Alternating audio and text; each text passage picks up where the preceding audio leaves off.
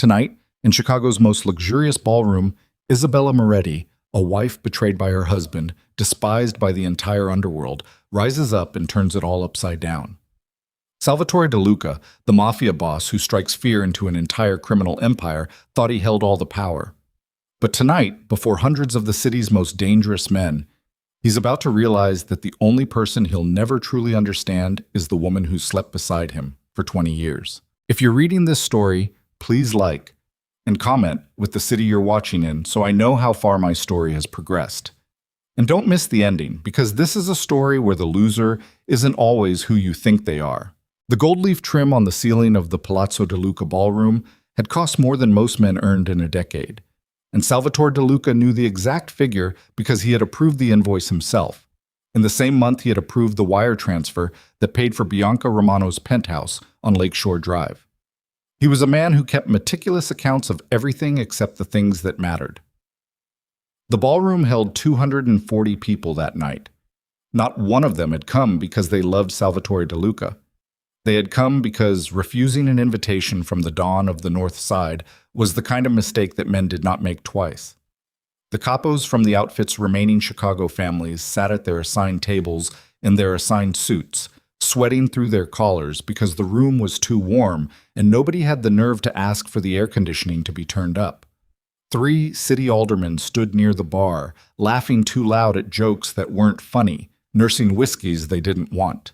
A federal district judge who would have denied any connection to organized crime had his picture taken 3 times with Salvatore's eldest son without once asking who was holding the camera.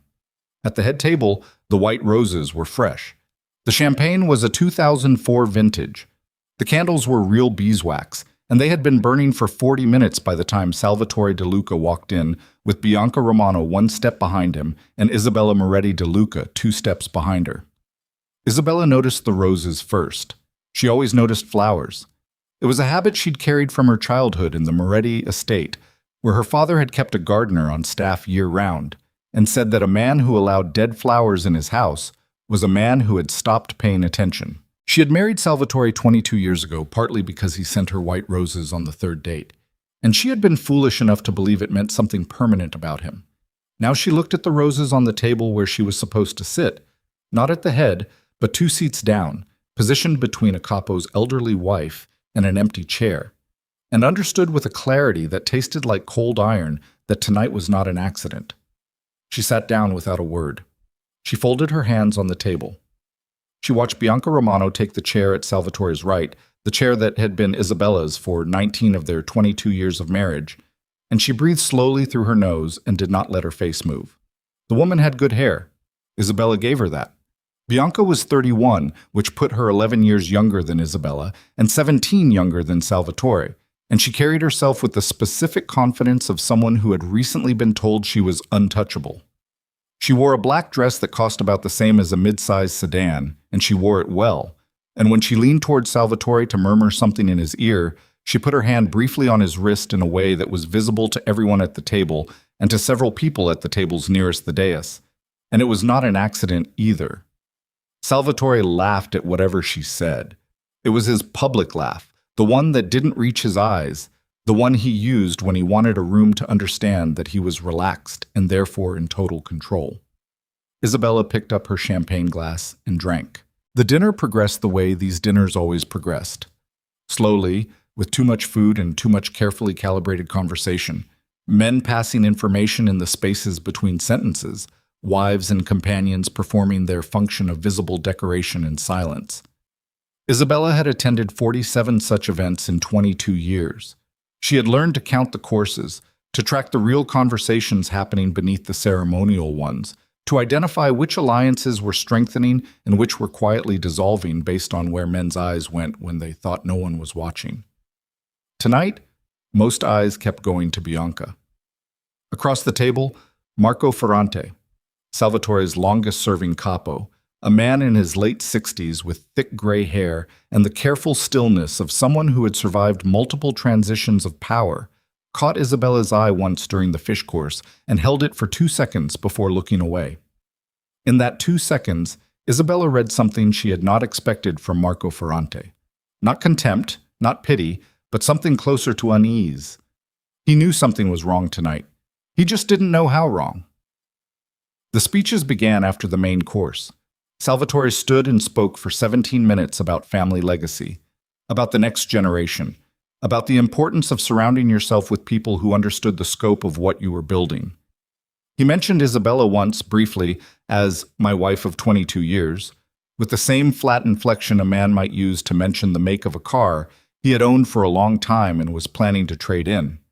He mentioned the organization's future vision 4 times and looked at Bianca twice while doing it. When he sat down, Isabella set her champagne glass on the table with a faint, precise click. She had known for 6 months. She had known not because she had gone looking, not at first, but because she had overheard a phone call in the east wing of their Lake Forest estate on a Tuesday in late March, when Salvatore believed she was at her weekly lunch with the wives of 2 senior capos. The lunch had ended early. The drive back from Winnetka had been unexpectedly clear. She had walked in through the garden entrance the way she always did, and she had heard Salvatore's voice through the cracked door of his private study, low and intimate in a register she had not heard him use with her in 4 years. He wasn't saying anything incriminating on that call.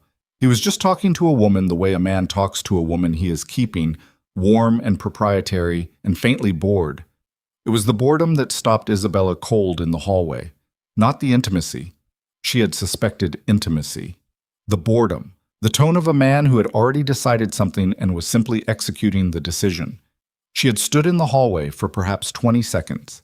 Then she had walked back out through the garden entrance, gotten into her car, and driven herself to a coffee shop on Dempster Street where nobody knew her, and she had sat for 2 hours with a cup of coffee she didn't drink and thought about what she was going to do. What she did not do was cry. She noted this about herself with some detachment. The absence of tears seemed important, though she couldn't have said why at the time.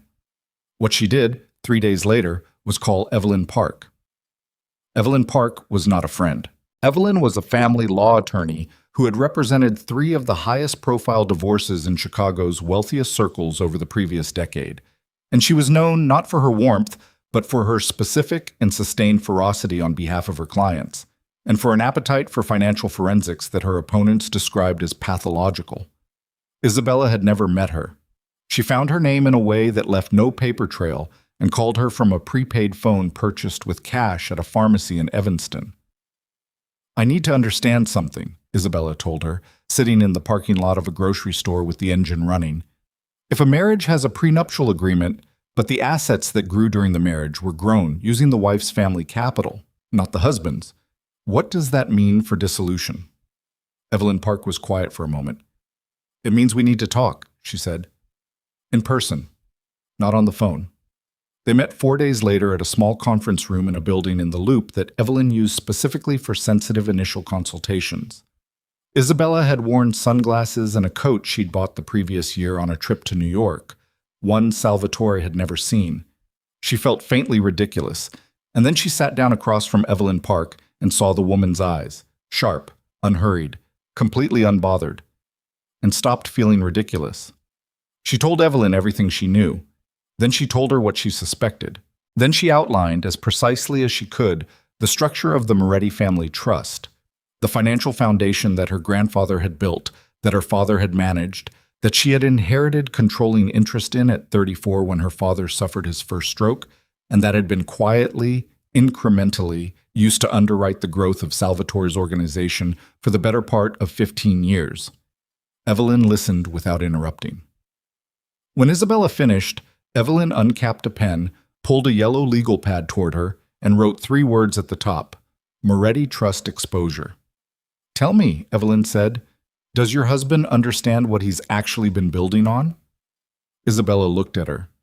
"He understands that I handle the family finances. He doesn't understand that handling the finances means I know where every dollar came from and where every dollar went."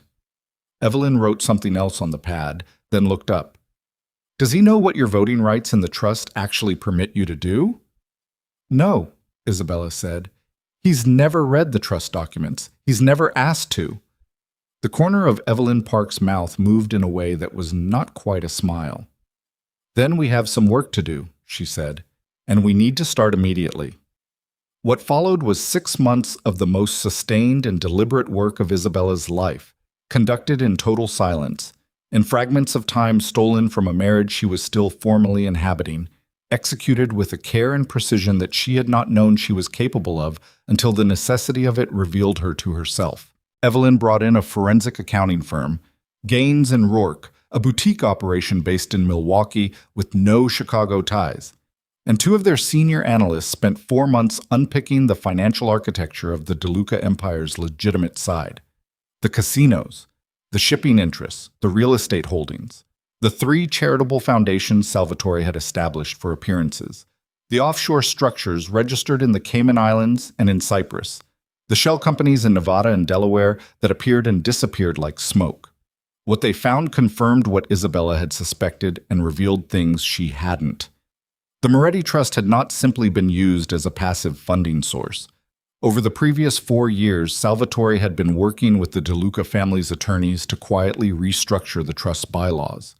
Incremental amendments, small and legalistic, each one individually unremarkable, collectively amounting to a gradual erosion of Isabella's voting authority.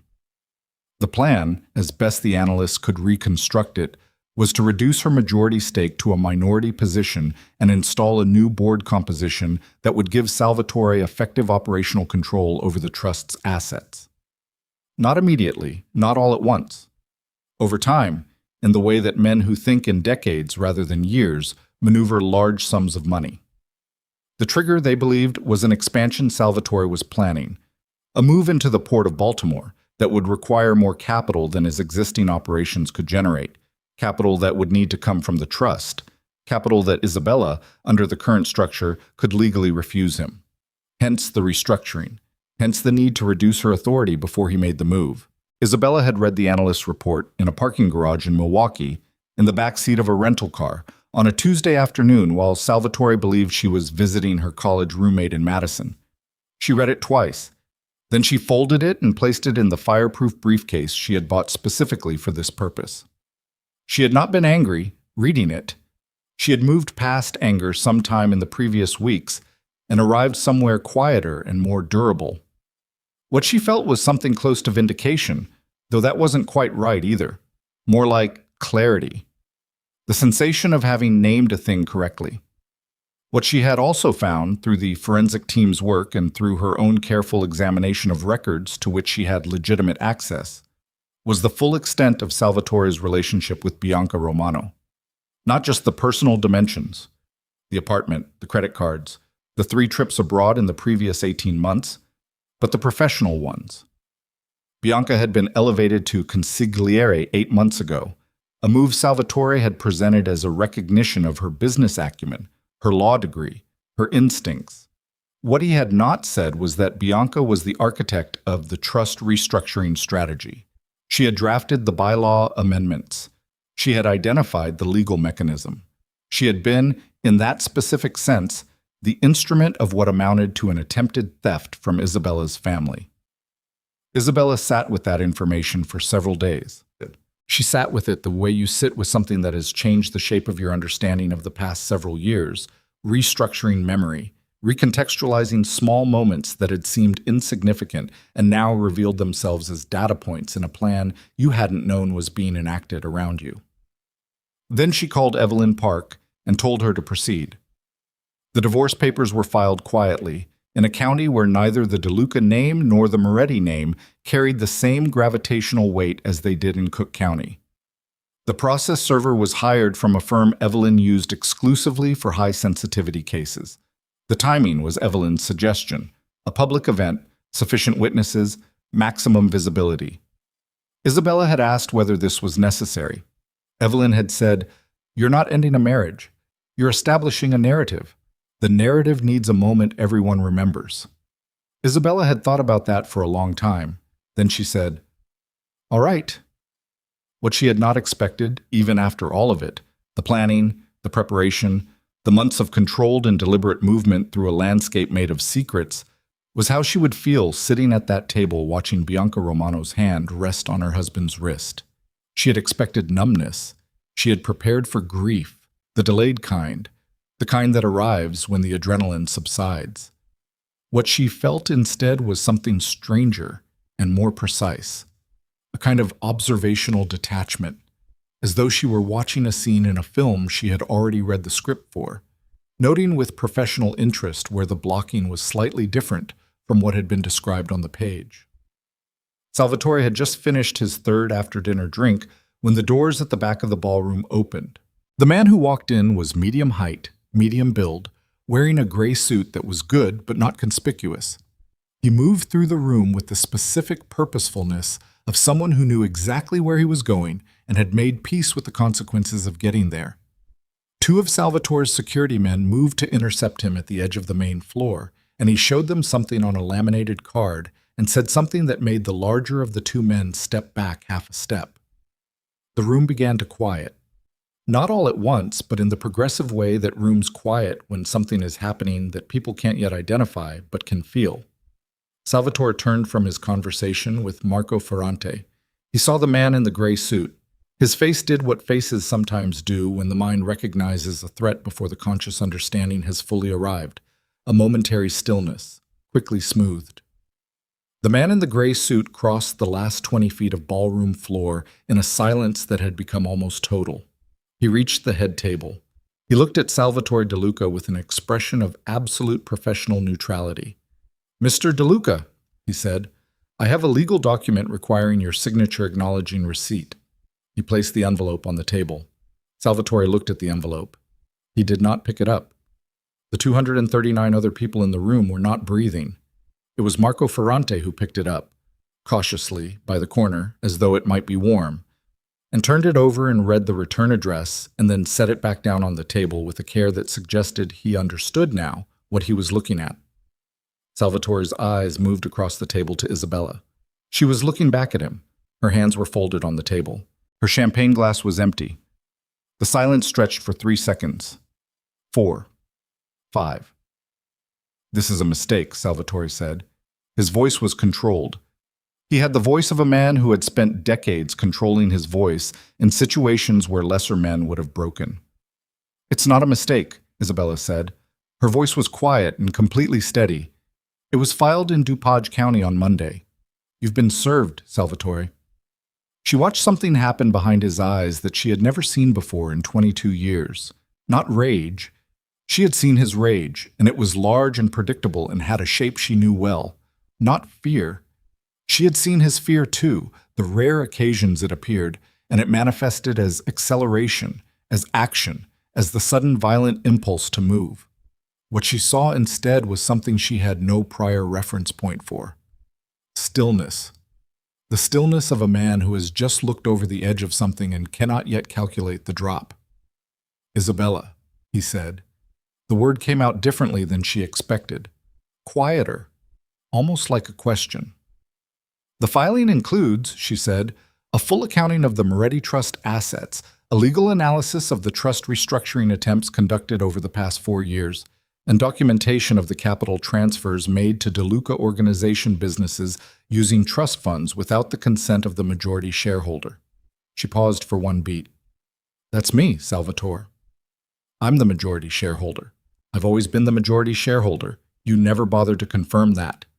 The aldermen had stopped pretending to talk to each other. The judge had put down his drink. Marco Ferrante was looking at his hands. Bianca Romano had gone very, very still. At the tables nearest the dais, men who had spent their lives reading the temperature of rooms were reading this one, and what they were reading was changing their faces in ways they couldn't quite control. Salvatore De Luca, feared, absolute, sovereign, sat at the head of his own anniversary banquet and looked at his wife and understood, for perhaps the first time in their marriage, that he had profoundly miscalculated something. "We should talk," he said, privately. "We'll talk through our attorneys," Isabella said. "Evelyn Park is my counsel. You can reach her Monday morning." She picked up her clutch from the table. She stood. She was not shaking. She noted this with a small interior awareness. Her hands were completely steady. Her breathing was even. 22 years of sitting in rooms like this, being invisible in rooms like this, learning to read rooms like this, it turned out that had been a form of preparation she hadn't known she was undertaking.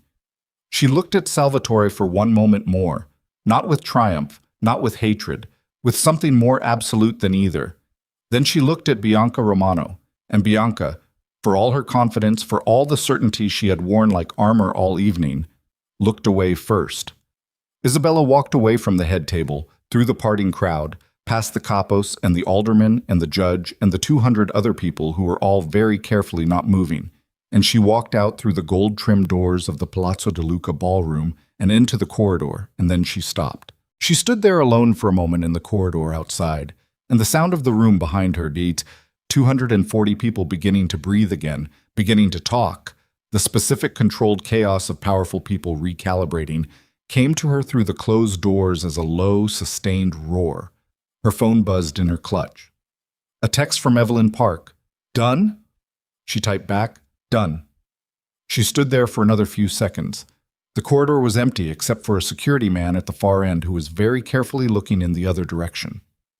Then Isabella Moretti put her phone in her clutch and walked to the elevator and pushed the button for the lobby and stood very still as the doors closed, looking at her own face in the mirrored panel, and somewhere between the 4th floor and the 3rd, her hands began to shake. Not from fear, not from grief, but from the specific, violent release of 6 months of absolute stillness, the body finally permitted to acknowledge what the mind had insisted it contain. By the time the elevator reached the lobby, the shaking had stopped.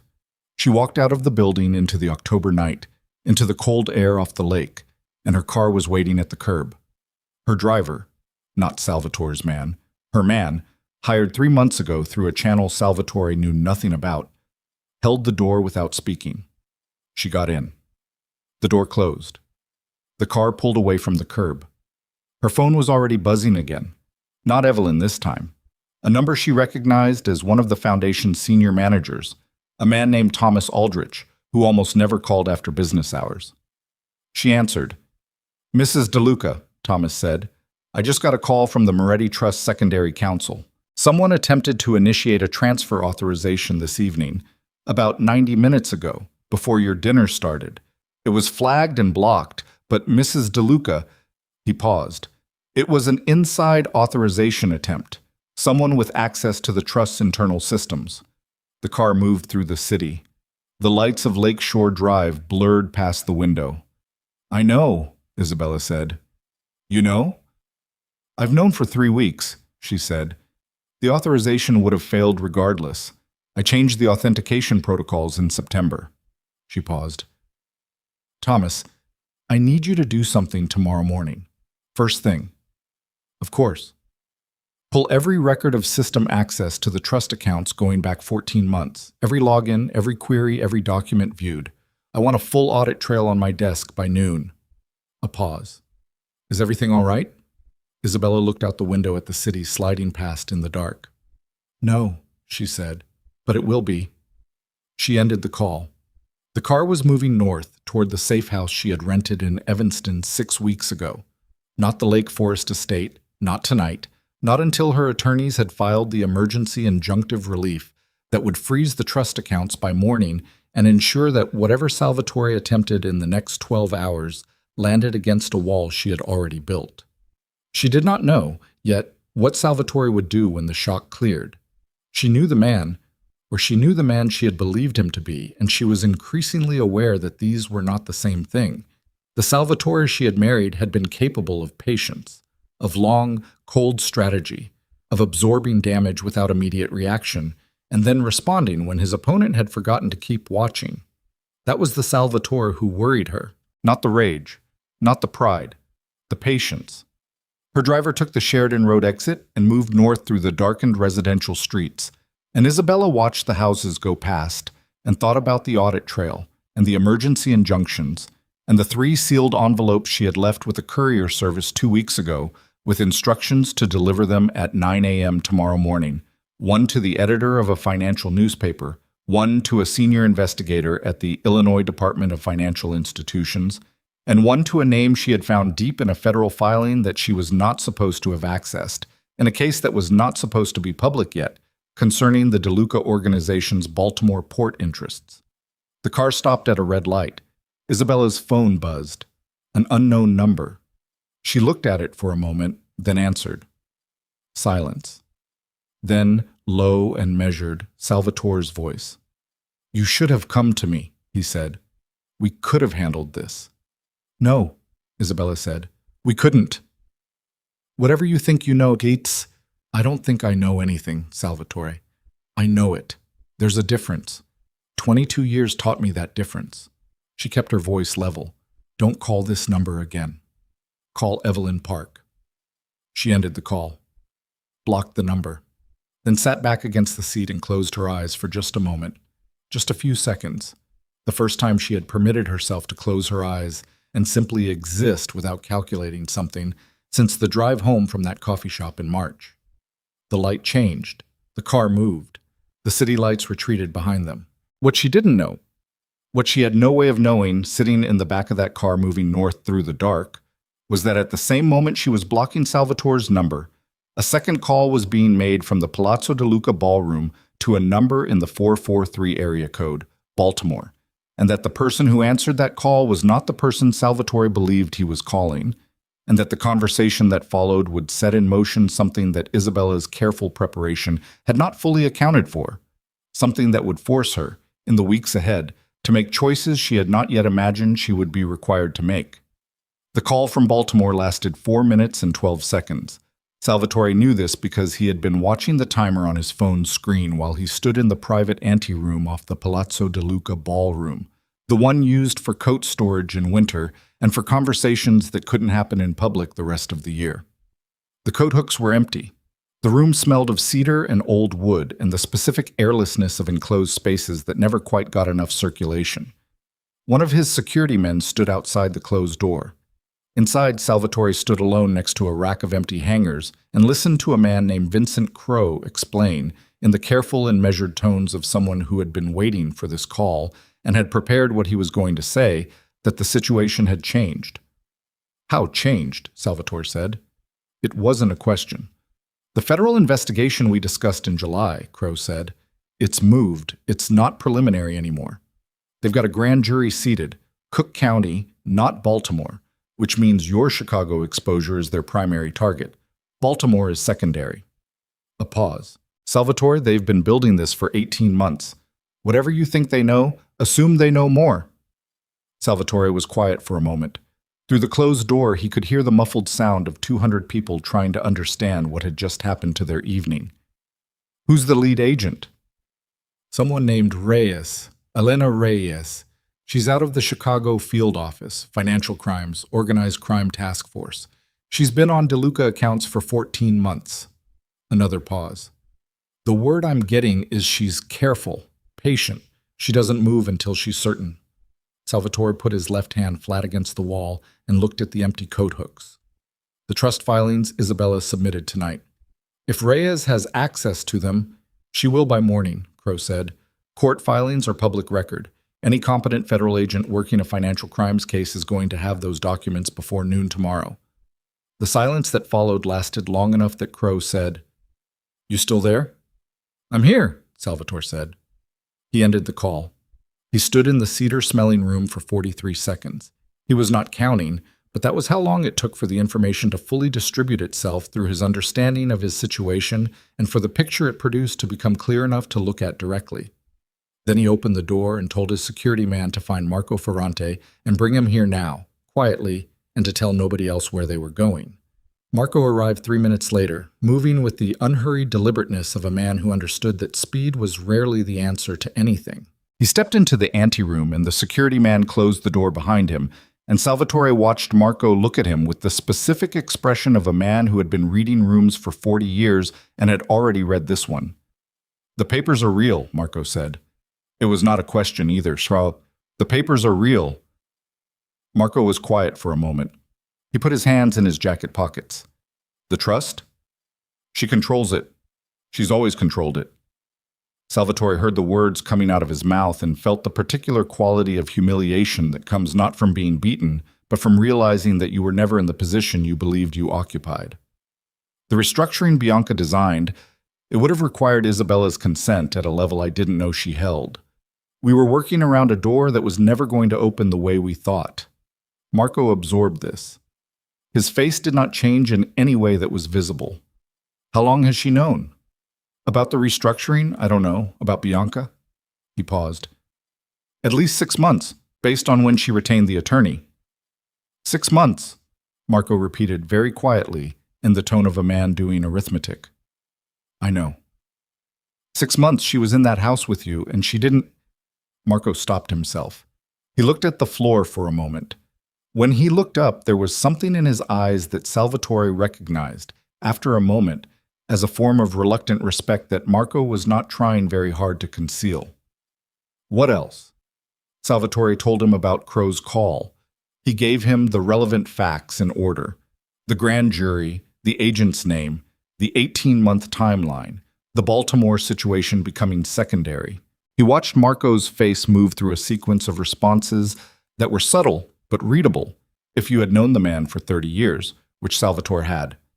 When he finished, Marco said, Does Bianca know about Reyes? No. She needs to know. No, Salvatore said. She doesn't. Not yet. Marco looked at him steadily.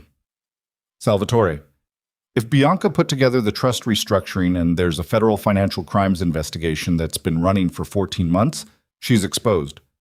Her work product is part of the record. If she doesn't know that, I said not yet, Salvatore said. The two men looked at each other. Marco had a particular stillness when he disagreed with something and was deciding whether to press it, a way of inhabiting the silence without filling it that Salvatore had once described to someone as the most expensive real estate in the outfit. Right now, Marco was fully inhabiting that silence. All right, Marco said finally. What do you need from me tonight? Go back in there. Manage the room.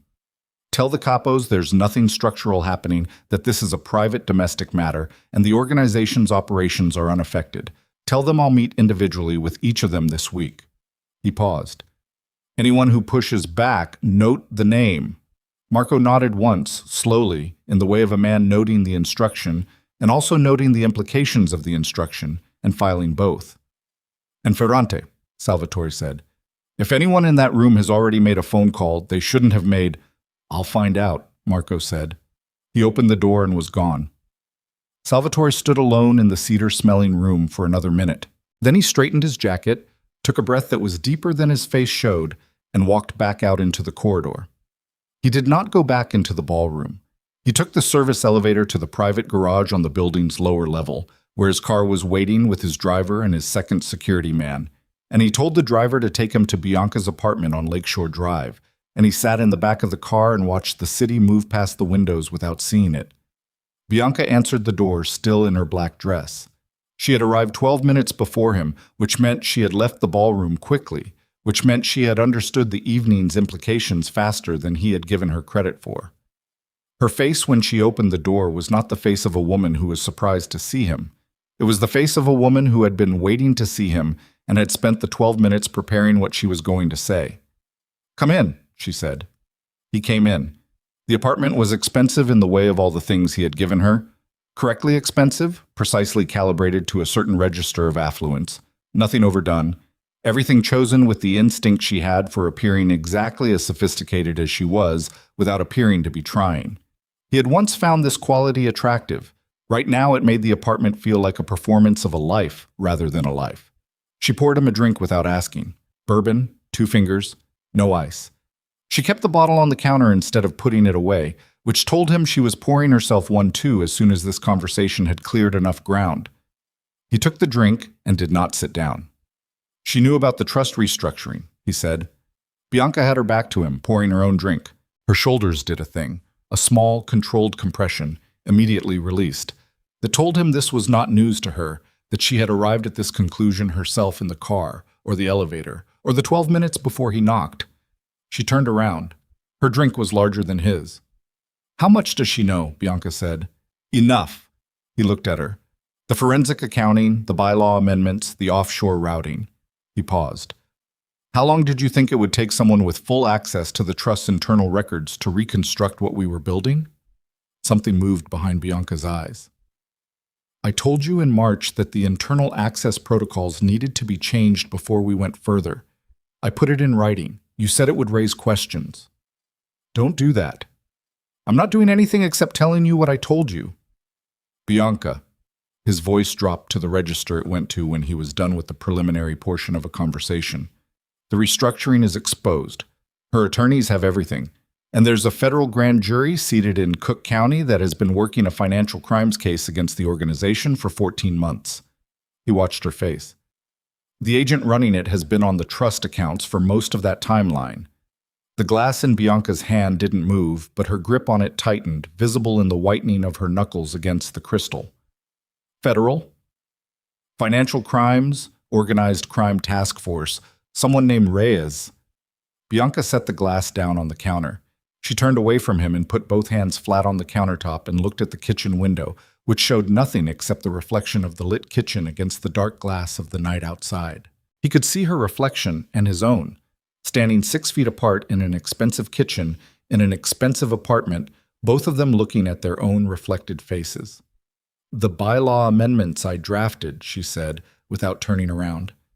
"If Reyes has been on the trust accounts for 14 months, they have them," he said. "Salvatore." She turned around. Her voice had changed to something flatter and more stripped down. "Those amendments were written as legal documents. I am a licensed attorney. If the federal government has documents I authored as part of a financial restructuring strategy, I need to speak to my own counsel, not the organization's counsel. Mine." He looked at her for a moment. "Sit down, Bianca." "Don't do that. Don't give me instructions right now." She picked her drink back up. "I was your attorney on that work. I gave you legal counsel on a restructuring strategy that is now potentially part of a federal investigation. You understand what that means for me professionally? You understand what exposure that creates?" "I understand what it creates," he said, very quietly. "Then you understand that my first obligation right now is to protect myself." The sentence landed in the room and sat there. Neither of them said anything for 3 seconds, and in those 3 seconds something shifted between them that Salvatore recognized as a kind of door closing. Not dramatically, just the slow hydraulic finality of a heavy door finding its frame. "I see," he said.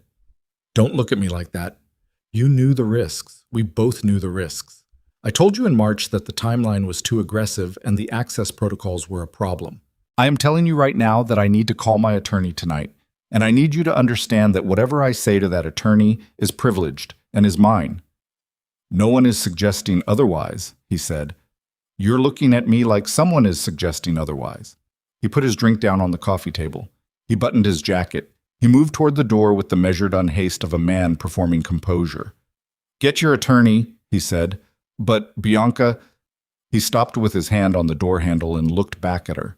She was standing in the kitchen with her drink and her reflection in the dark window, and she looked, for the first time since he had known her, like someone who understood what it felt like to be standing in a room she couldn't control. "Don't talk to anyone else. Not tonight." "I know how this works," she said. He left. The drive back to Lake Forest took 40 minutes. He had the driver take the longer route without explaining why. The security man in the passenger seat said nothing. The city gave way to the suburbs, and the suburbs gave way to the dark residential streets of the North Shore, and by the time the car turned into the long driveway of the estate, Salvatore had made 3 decisions and discarded one of them and was working on the calculus of the remaining 2. The house was quiet. The staff had been told the evening would end late. They had retired. He went to his study, which occupied the East Wing's second room, the one with the mahogany desk he had used for 15 years, and the filing cabinet whose key he wore on his person at all times. He unlocked the cabinet. He pulled out a folder containing a set of documents he had never shown anyone, handwritten notes on the trust structure made 2 years ago, his own attempts to understand what he was actually working with, the annotations of a man trying to comprehend an architecture he had not built and could not fully read. He sat at the desk and read his own handwriting for a long time. He was still reading it when his phone buzzed with a text from Marco Ferrante. 3 of the capos made calls before leaving: Rinaldi, Caruso, Esposito. Rinaldi's was the one you need to know about. He texted back, "Tomorrow, 7 a.m. The restaurant on Harlem, not the club." Marco's response came in under a minute. "I'll be there." He put the phone down. Outside, the October wind came off the lake and moved through the trees at the edge of the property, and the sound of it was the only sound in the house. He thought about Isabella. Specifically, he thought about a Tuesday the previous March. A Tuesday he had spent in his study on the phone with Bianca working through a timeline for the trust restructuring.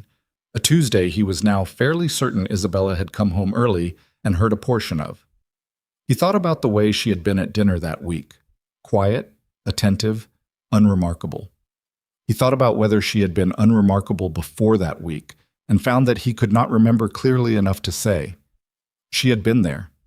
She had been present in the way that furniture is present, noted without being observed, occupying space without demanding attention. He put the folder back in the cabinet and locked it and went upstairs and sat on the edge of the bed he had shared with Isabella for 19 years. She had already moved her things, he saw, the bedside table stripped of everything that had been hers, the closet on her side standing open and empty, done with a thoroughness that required either a full day's work or a prepared destination. And he sat there in his jacket and his dress shirt in the dark room and tried to account for exactly where he had made the error. Not the affair. The affair was what it was. Bianca was smart, and the combination of intelligence and proximity and the specific loneliness of a marriage that had calcified was explicable, and he was not going to waste energy on it.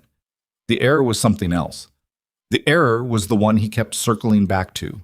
He had read Isabella's silence as acquiescence, her competence as loyalty, her invisibility as neutrality.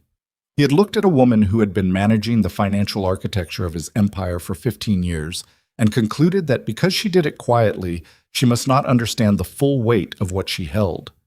That was the error. That specific, irreversible miscalculation. He was still sitting on the edge of the bed when his phone rang again. It was a number he didn't recognize, Chicago Exchange, but not one in his contacts. He almost didn't answer. Then he picked up. Mr. DeLuca?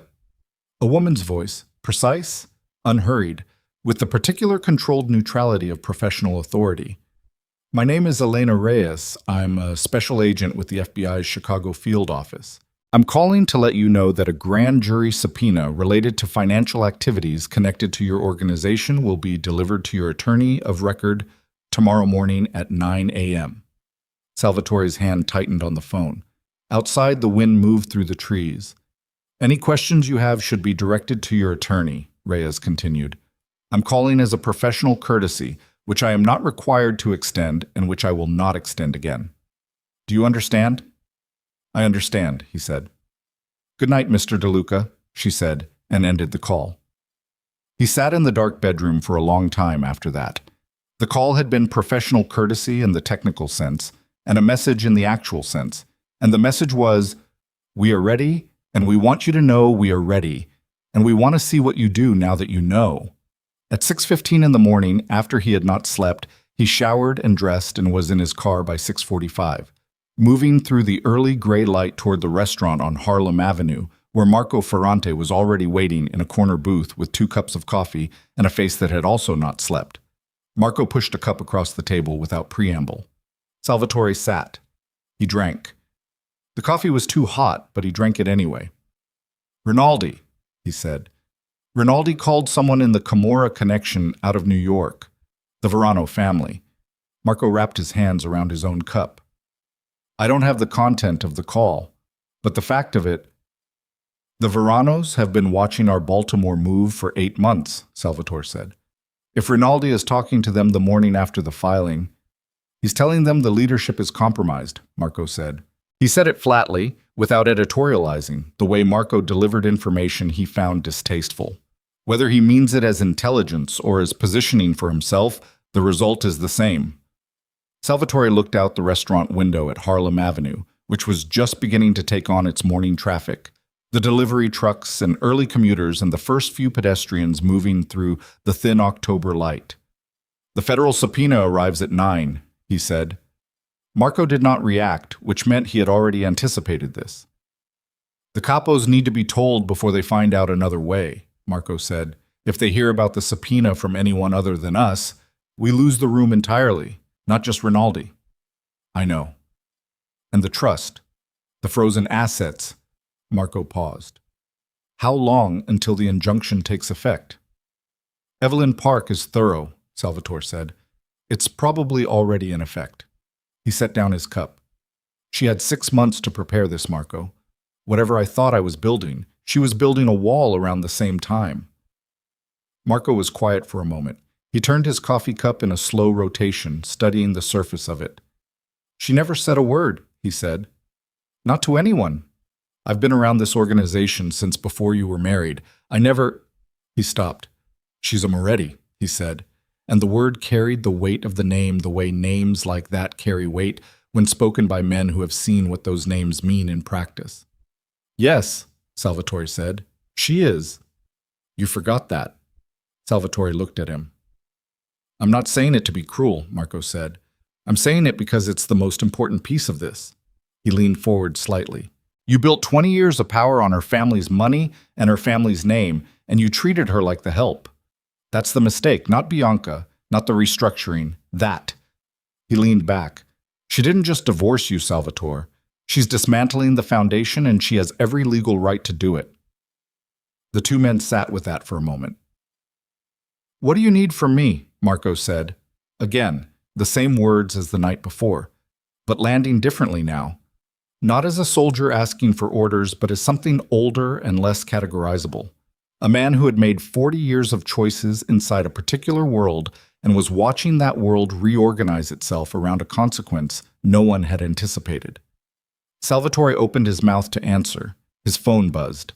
A text from the organization's senior attorney, a man named Gerald Hatch. Federal subpoena delivered early. Process server at the office 6 minutes ago. Call me. Then, 4 seconds later, another text. This one from a number he recognized as one of the shell company administrators in Delaware. Account access suspended. Receiving notice of court-ordered freeze. Multiple accounts affected. Call immediately. Then a third, from a number he did not recognize, and the message was 4 words. She got to Baltimore. He looked at the 3 messages on the screen of his phone. The morning light was coming through the restaurant window now, thin and flat and without warmth. He showed the phone to Marco without comment. Marco read all 3. His face did the thing again. The absence of visible reaction that was itself a reaction. He set the phone back on the table between them. She got to Baltimore before your crow call last night, Marco said. Yes. Which means she knew about the port expansion. Yes. Marco looked at him steadily. How?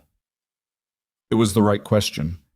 It was, Salvatore realized, sitting in the flat morning light in a restaurant on Harlem Avenue with his untouched second cup of coffee going cold, the question that reordered everything. Not what has she done? That was becoming clear.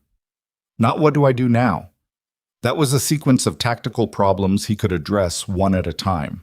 The question was how, because the answer to how determined the answer to something larger and more unsettling. What else did she know that he had no idea she knew? And for how long had she known it? And how many of the decisions he had made in the last 2 years under the assumption of privacy and control had been made inside a fishbowl he had never noticed he was in? He did not have an answer. I don't know, he said. Marco picked up his coffee. He drank. He put the cup down with a finality that was almost ceremonial. Then that, Marco said, is where we start. But before Salvatore could respond, the restaurant door opened, and a man he recognized, young, one of the junior members of the organization's street-level operation, someone who should not have known where this meeting was happening, came in fast, moving with the specific urgency of someone carrying news that wouldn't keep, and crossed the restaurant floor and leaned down and said something quietly in Salvatore's ear that made Salvatore go completely still. The young man's name was Danny Corte, and he was 24 years old, and he had driven 40 minutes from the south side in a car that was not registered to him to deliver a message that he had been told, by the person who sent him, to deliver only in person and only to Salvatore directly. What he said, leaning down next to Salvatore's ear in the restaurant on Harlem Avenue, was this. Bianca Romano had left her apartment at 5:40 a.m. with 2 suitcases and a document case, had gotten into a car that was not a car Salvatore's people recognized, and had not gone to her office, and had not gone to any location currently known to the organization's surveillance network. Salvatore sat very still for 3 seconds. Then he said, quietly, to Danny Court, "Who saw this?" Paulie Sesto. He was on the overnight outside her building. Standard rotation. Where's Paulie now? Parking lot 2 blocks east, waiting. Salvatore looked at Marco. Marco was already putting money on the table for the coffee. They were in the car 4 minutes later, moving south and east through the early morning traffic, Danny Court following in his unregistered car behind them. Salvatore called Gerald Hatch from the back seat and told him not to respond to the federal subpoena in any form until they had spoken in person. And when Hatch began to explain why that timeline was legally problematic, Salvatore said Gerald in a particular way, and Gerald stopped explaining. Paulie Sesto was a compact man in his late 30s who had been with the organization for 11 years and who had the patient, affectless quality of someone who had spent a significant portion of those years sitting in parked cars watching doors. He was leaning against the hood of his car eating a breakfast sandwich when Salvatore's car pulled up, and he stood immediately and dropped the sandwich in the nearest trash can with a practiced motion that suggested he had been eating it specifically to have something to do with his hands. "Walk me through it," Salvatore said, standing on the sidewalk in the October morning cold without a coat, because he had left the restaurant without one. Paulie walked him through it. 5:43 a.m., he said. Not 5:40. He was precise about this. He had noted the time because it was unusual, because Bianca Romano was not a woman who left her apartment at 5:43 in the morning under any circumstances he had previously observed in 4 months of intermittent surveillance. She came out of the building's side entrance, not the main lobby. The side entrance was for residents only and required a key card, and it opened onto a service alley that ran parallel to Lakeshore Drive. The car was waiting in the alley. A dark gray sedan, no plates visible from Paulie's angle, engine running. She put her own bags in the trunk, which meant she had not asked the driver to help, which meant either she didn't want to be seen interacting with the driver any more than necessary, or she was in a hurry that overrode courtesy. "The document case," Salvatore said. "Describe it." "Hard-sided, black, about yay big." Paulie held his hands approximately 18 inches apart. "Like a lawyer's case, the kind with a lock." Salvatore looked at Marco. Marco's face said, "Yes, that's what I'm thinking too." "The car," Salvatore said. "Make, model, dark gray, 4-door, could have been a Camry or an Accord, something in that range. Clean, no damage. I couldn't get the plate. The angle was wrong and she was in the car and moving within about 45 seconds of coming out the door." 45 seconds, Salvatore repeated. "She wasn't looking around," Paulie said. "That's the thing. Most people, even if they know what they're doing, they look around. She came out, she went straight to the car, she got in. Like she'd rehearsed it." Salvatore thanked Paulie Sesto with a word and a look that Paulie understood correctly as a dismissal, and Paulie got back in his car and drove away, and Salvatore stood on the sidewalk in the cold morning for a moment before getting back into his own car. Marco got in beside him. The driver pulled out without being told to. "She's going to the federal building," Salvatore said. "Maybe. That case has the bylaw amendments, the restructuring documents, her legal work product." He looked out the window.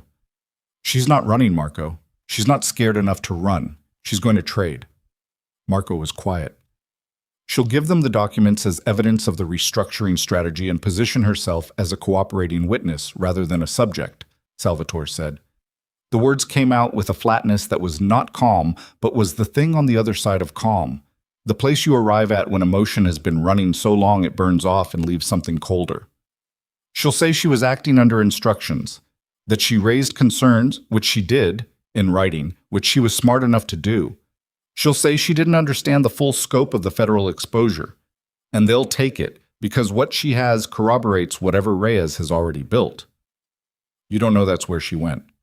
Where else does a lawyer with a document case go at 5:43 in the morning after her patron gets served with divorce papers and a federal subpoena lands the same night? Marco did not answer, because there was no other answer. The car moved east toward the lake. The morning was gray and flat, and the lake, when it appeared between the buildings, was the same gray as the sky, the horizon line between them nearly invisible. Salvatore's phone rang.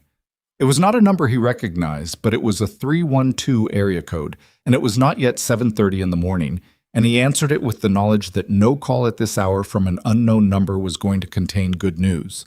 The voice on the other end was a woman's voice, not Elena Reyes, younger, clipped, the voice of someone reading from something rather than speaking extemporaneously. She identified herself as an assistant in the U.S. Attorney's Office and said that her office was extending a courtesy notification that a cooperating witness agreement was being finalized this morning involving a party with material knowledge of DeLuca organization financial activities, and that any attorney representing Mr. DeLuca's interests should be prepared to receive a comprehensive supplemental subpoena by end of business today. She thanked him for his time and hung up before he could respond. He held the phone in his hand and looked at it for a moment. Then he called Gerald Hatch and said, "Bianca Romano is cooperating. They're calling it a courtesy notification. Get ahead of it." Gerald Hatch was quiet for exactly 2 seconds, which was 1 second longer than his usual processing time, which told Salvatore that Gerald had already known or strongly suspected this and was now deciding how to present that information. "Gerald," Salvatore said.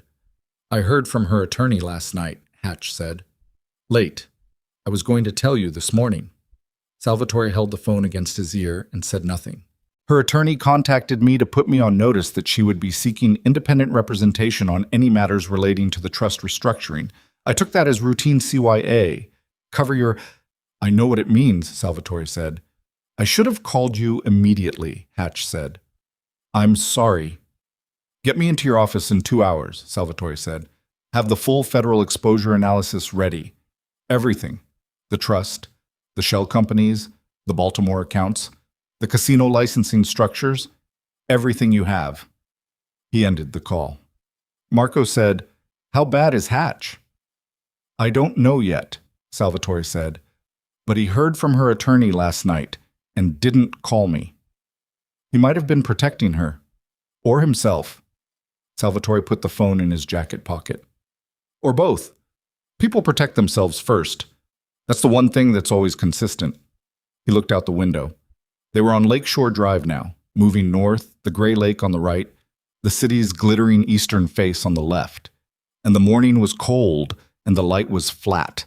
And somewhere in this city, in a federal building or a lawyer's office, or the back of a dark gray sedan, a woman he had trusted with the most sensitive financial architecture of his empire was trading that knowledge for her own protection, and doing it with the composure and preparation of someone who had decided to do this. Not this morning, but some weeks ago, and had been working toward it with the same patient deliberateness that, Salvatore was beginning to understand, seemed to characterize every woman in this situation except the ones he had incorrectly estimated. He thought, sitting in the car, about the specific irony of this.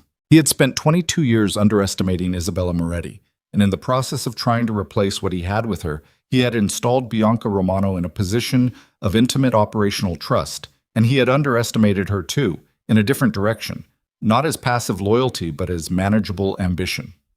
He had believed her ambition was the kind he could direct, the kind that needed him. He had not considered that ambition sufficiently unchecked, sufficiently threatened, becomes its own locomotive, and that a woman with a law degree and document access and a morning's head start will optimize for her own survival with exactly the same efficiency she brought to everything else. He almost admired it. In the same way you almost admire the efficiency of a structural failure, the clean, physics-obeying collapse of something you built wrong. Almost. Gerald Hatch's office occupied the 14th floor of a building in the Loop that Salvatore had been walking into for 17 years, and Gerald met him in the conference room with 2 associates who were not introduced, and a table covered in organized folders, and a face that was wearing professional neutrality over something that looked, around the eyes, like a man who had not slept and was aware that his own position in this situation was not entirely secure. "Sit down," Salvatore told him. "Salvatore, before we begin, I want to—" "Sit down, Gerald." Gerald sat. The next 90 minutes were the most methodical and the most brutal 90 minutes of work Salvatore DeLuca could recall in a decade of navigating complex situations. Hatch laid out the exposure, all of it, with the completeness of a man who understood that partial disclosure was now more dangerous than full disclosure. The federal case, as best Hatch could reconstruct it from the subpoena's scope, was a financial crimes investigation that had begun not from surveillance of the organization's street operations, but from a discrepancy in a charitable foundation's IRS filings 3 years ago. A small discrepancy, the kind that gets flagged by an algorithm rather than a person, the kind that a careful accountant would have caught and corrected before it became anything. The organization's accountant had not caught it. Reyes had, or someone on her team had, and from that thread she had pulled for 14 months. And what she had found was a map of the DeLuca organization's legitimate financial structures that was comprehensive enough to constitute the evidentiary backbone of a RICO case if she chose to move in that direction. She has the trust connection, Hatch said. He said it with the tone of a man confirming something he wished he did not have to confirm. Through the foundation filings and the shell company routing, she can trace capital flows from the Moretti Trust to the DeLuca organization's legitimate business accounts. That's the link. That's what makes this more than a financial crimes case. It becomes an organized crime case, Salvatore said. If she frames it that way and the U.S. attorney signs off, yes. Does she have enough without Bianca's cooperation? Hatch glanced at one of the unnamed associates, who looked at a folder and said, based on what we know of the subpoena scope, she's close. With Romano's testimony and documents, she has enough. The room was quiet for a moment. The Moretti Trust is named in the subpoena, Hatch said, which means Isabella's attorneys are going to receive a federal document request as well. They'll be compelled to produce records. Salvatore looked at him. Isabella's attorneys will cooperate fully with a federal document request. Yes. Because complying puts the trust's records into the federal case, which substantiates her divorce filing's claims about the restructuring, which is advantageous to her civil case, Hatch said. Yes, he paused. Salvatore, I have to ask you something directly. Ask it. Did you know, when you began the trust restructuring, that the capital flows from the Moretti Trust into your legitimate business accounts could be characterized as, that is, did Bianca advise you on the potential RICO implications of Gerald? Salvatore looked at him with an expression that stopped the sentence cleanly. That's not a question you ask me. Hatch nodded. Once. He picked up his pen and made a note that Salvatore could not read upside down. The meeting ended 20 minutes later without resolution of anything, because there was nothing to resolve yet.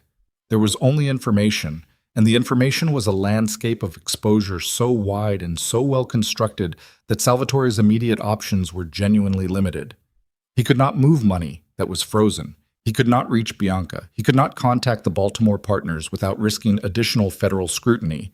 He could not convene the capos without the gathering itself becoming a liability. He walked out of Hatch's building onto the street and stood on the sidewalk in the cold with his security man 6 feet behind him and Marco at his side, and the loop moved around them with its usual indifferent velocity. The lunch crowd beginning to thicken, taxis, a bicycle delivery, 2 women in business suits walking fast with coffee cups. And Salvatore stood in the middle of it and felt something he had not felt in a very long time and almost did not recognize at first. It was the sensation of walls, not metaphorical walls, the specific physical sensation of enclosure, of a space contracting, of options narrowing in a way that was not temporary and not reversible. He had put men in that position many times in his life. He knew what it felt like from the outside.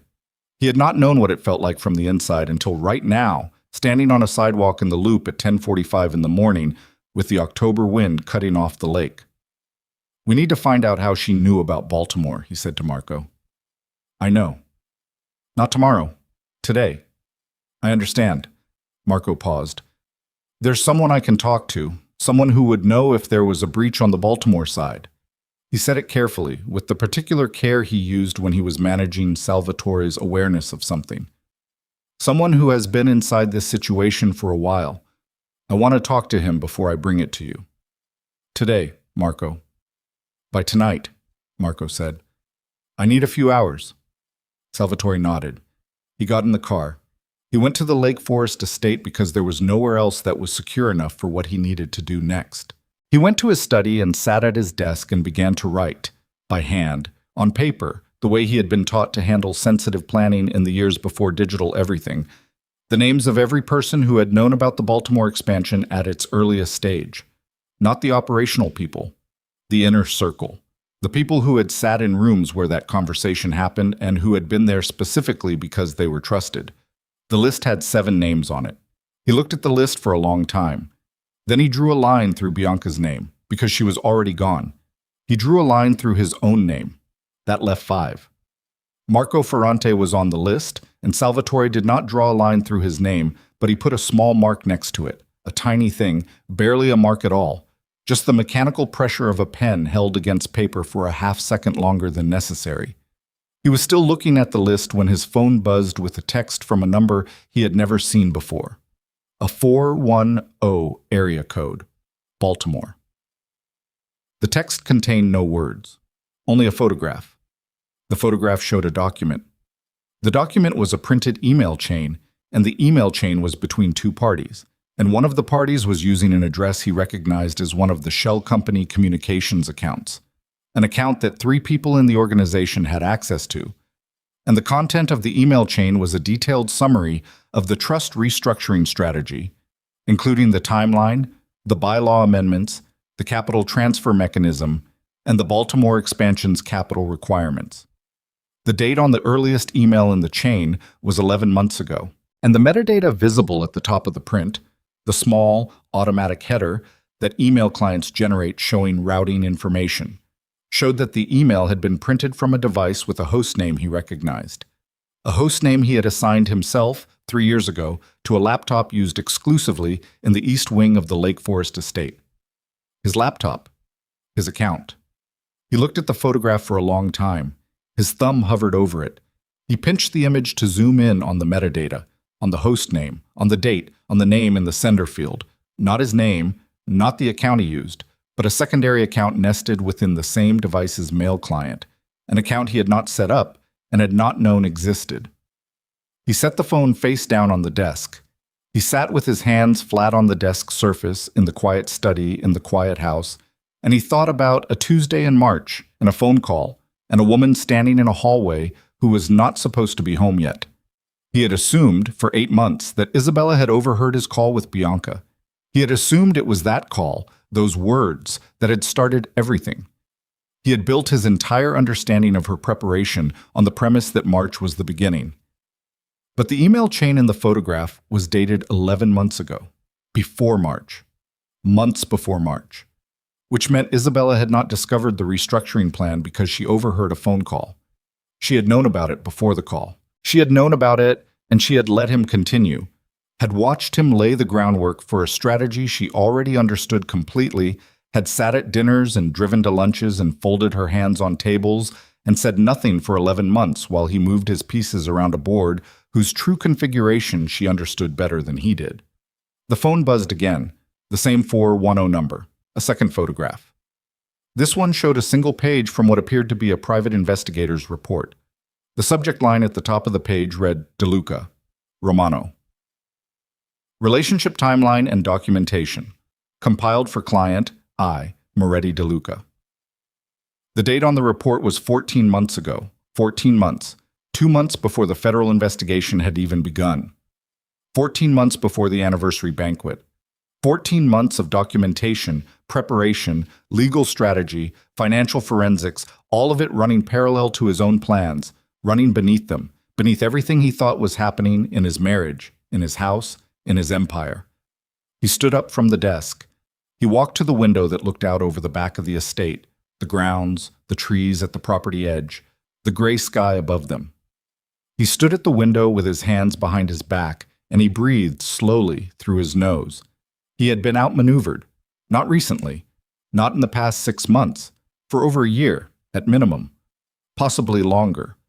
Possibly for a span of time he didn't yet have the full picture of. He heard a car on the gravel drive. His security man's voice outside the study door, low and then louder, and then a knock. "What?" Salvatore said. The door opened. His security man, a person named Anton, who had been with him for 6 years and had a face that showed nothing, said, "Mr. Ferrante is here. He says it's urgent." "Send him in." Marco came in looking like a man who had run a considerable distance in a short amount of time despite having driven. He was not disheveled. Marco was constitutionally incapable of being disheveled. But something about him was compressed, reduced to its functional minimum, the way people look when they are carrying something heavy and have decided to set it down. He looked at Salvatore. He looked at the phone on the desk, face down. "You got the photographs," Marco said. Salvatore turned from the window. "You sent them?" "Yes." "From a Baltimore number." "From the person in Baltimore I told you I needed to speak to." Marco moved to the chair across from the desk and sat down in it without being asked, which was not something he typically did. "He's been in contact with Isabella's team for 7 months. He came to me this morning because the federal subpoena changes his exposure and he wants to get in front of it." A pause. "He's not the only one on the inside who's been feeding her information." "Who else?" "I don't know yet. He doesn't know the full network. It's compartmentalized. He only knows his piece." Marco's hands were folded in his lap with a stillness that cost him something. "But Salvatore, the email chain in the first photograph, the account nested on your device." He paused.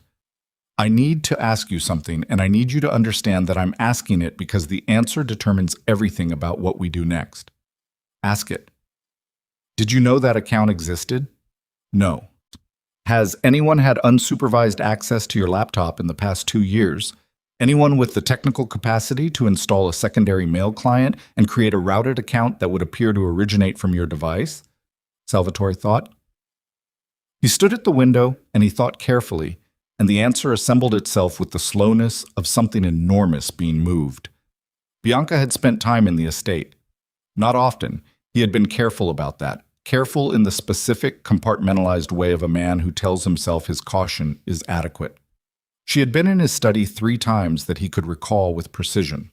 Once for a meeting about the Baltimore expansion, once when she had needed to use his printer for a document she had lost the electronic copy of, and once, 8 months ago, for a conversation that had lasted 2 hours and during which he had taken a phone call in the hallway for approximately 15 minutes and left her alone in the study with his laptop open. 15 minutes. He looked at Marco. Marco looked back at him. "She installed it," Salvatore said. The words came out stripped of everything. No rage, no disbelief, just the flat acoustic of a fact finding the air. "She put a backdoor account on my device and routed it through my host name and used it to document the restructuring strategy in a way that made the emails appear to originate from my device."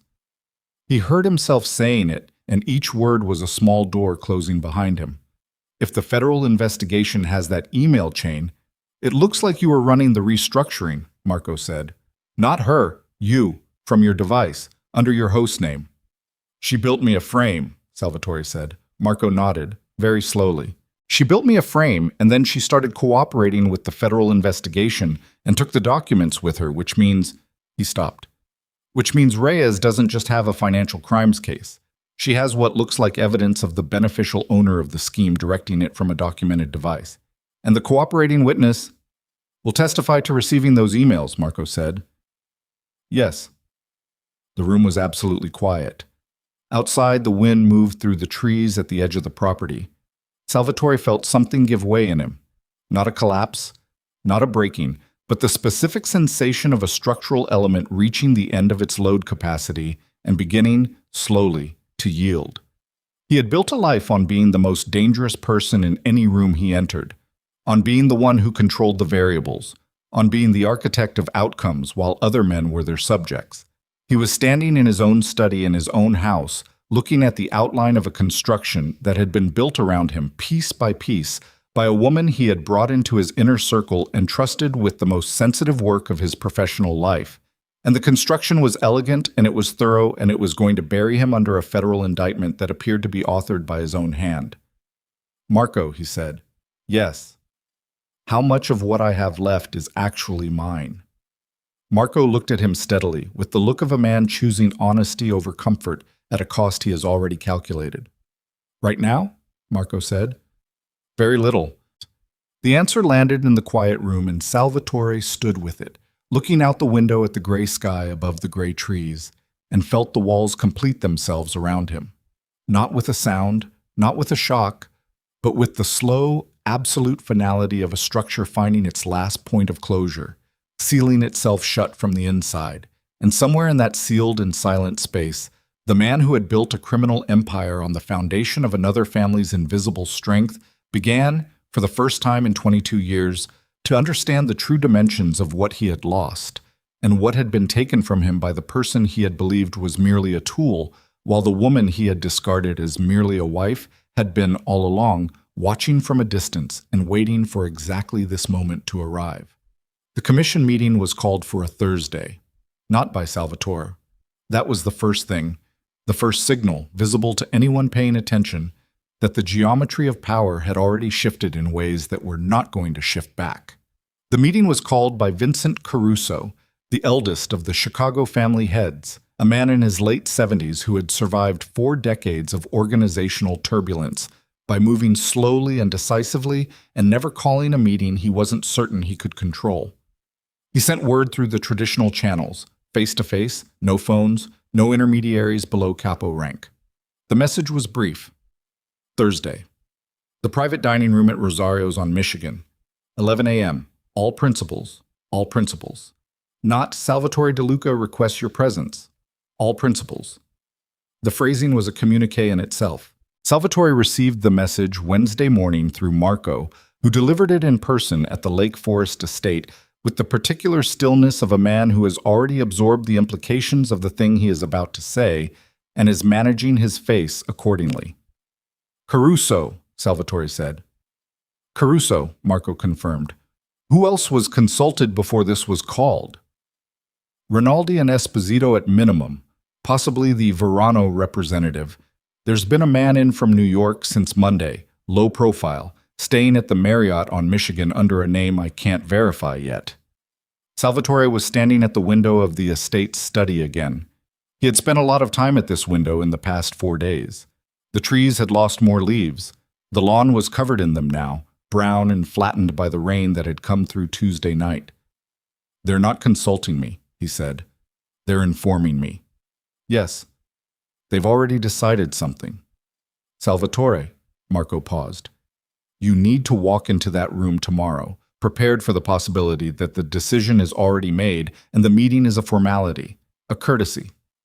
I know what it is, he turned from the window. Who do we still have in that room? Marco's expression moved in a way that answered the question before the words did. Genuinely? 3 of the 7 principals.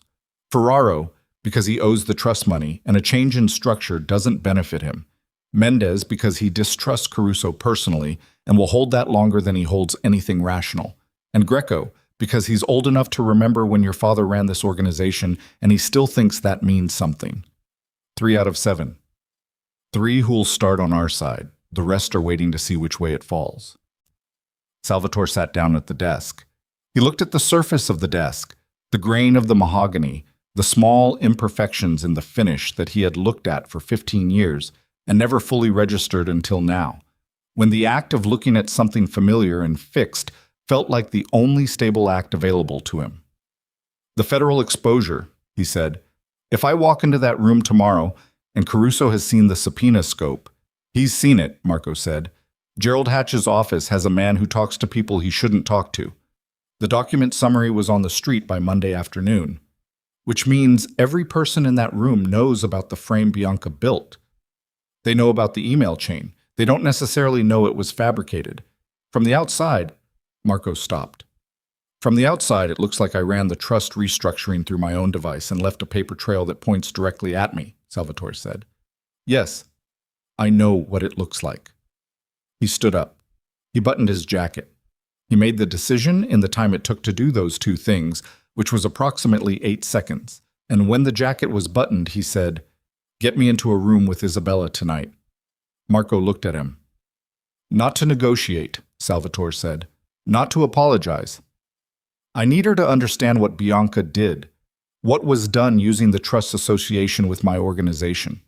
If there's a federal case that uses fabricated documents to connect her family's money to a criminal structure she didn't sanction that affects the Moretti Trust's legal standing regardless of the divorce, she needs to know. She may already know. Then she needs to hear it from me." Marco was quiet for a moment. "Her attorneys will say no." "I'm not calling her attorneys. I'm calling her." He picked up the phone.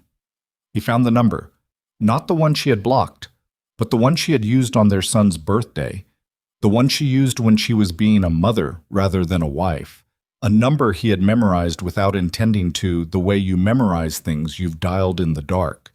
He called it. She answered on the fourth ring. "Isabella," he said. Silence.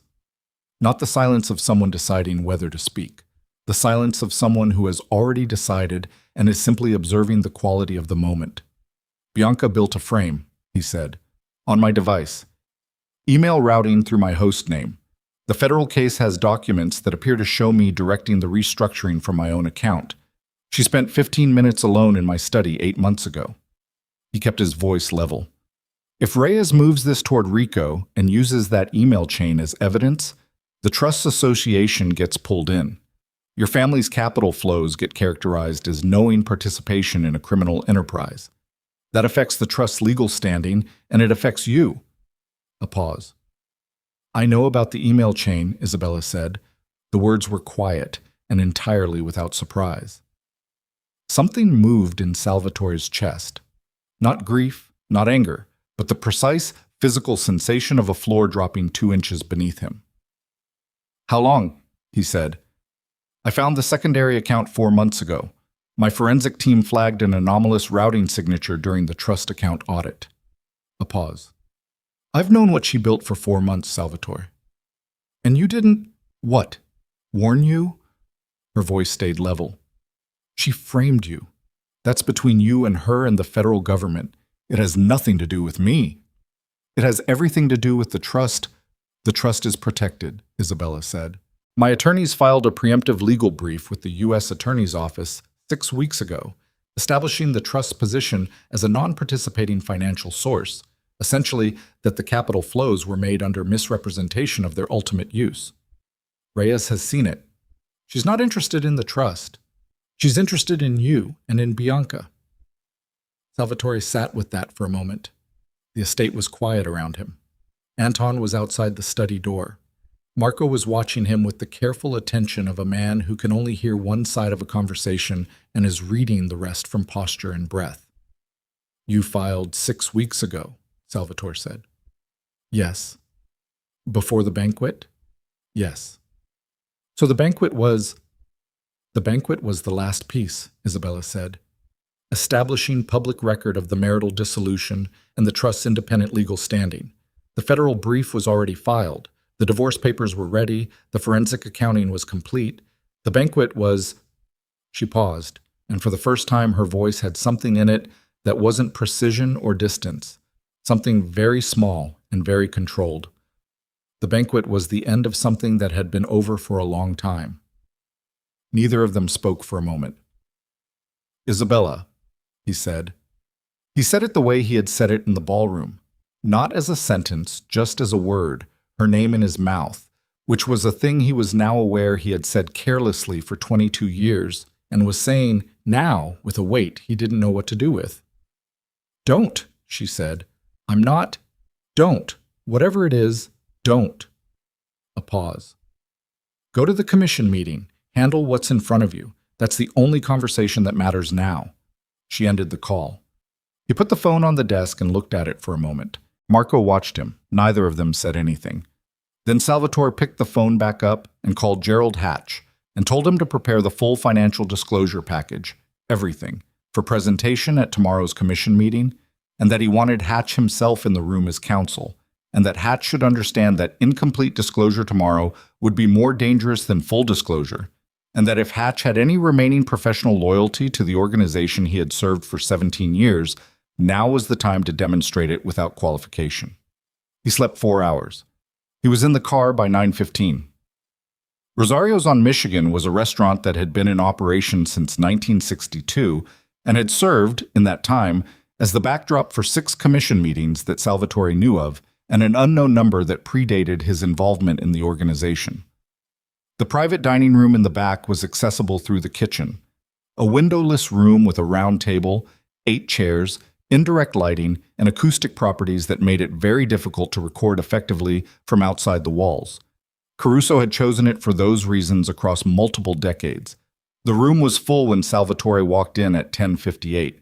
7 principals, 3 of them with their senior attorneys seated behind them against the wall, 2 with trusted capos standing at the room's edges. Marco came in with Salvatore and took a position at the wall. Hatch sat to Salvatore's left with a briefcase and a face that was performing composure over evident fear. Caruso sat directly across the table. He was a small man, Caruso. Narrow shoulders, age-spotted hands, eyes that had the specific, sustained alertness of someone who had learned decades ago that survival required you to be the most attentive person in every room before you were the most decisive. He did not look at Salvatore with hostility. He looked at him with something more uncomfortable, the detached assessment of a man performing a professional evaluation. "Thank you for coming, Salvatore," Caruso said. "Of course," Salvatore said. The old courtesy, the form of it. They maintained the form. Caruso opened the meeting with a recitation of the situation as he understood it. The divorce filing, the trust injunctions, the federal subpoena, the operational disruptions caused by the frozen accounts, the withdrawal of the Moretti Trust's backing from the Baltimore expansion. He spoke for 11 minutes without notes, with the precision of someone who had been briefed exhaustively and had spent the previous days synthesizing that briefing into a coherent presentation. He was not hostile. He was surgical. When he finished, he looked at Salvatore and said, "We need to hear your account." Salvatore spoke for 20 minutes. He laid out the trust restructuring, his intentions, the Baltimore expansion's strategic rationale. He explained the federal exposure as he understood it. He addressed the email chain. He did not minimize. He did not deflect. He presented the frame Bianca had constructed with the same flatness with which he had presented everything else, because this was a room of men who could detect performance from 50 feet, and the only viable currency was precision. When he finished, the room was quiet. Rinaldi spoke first.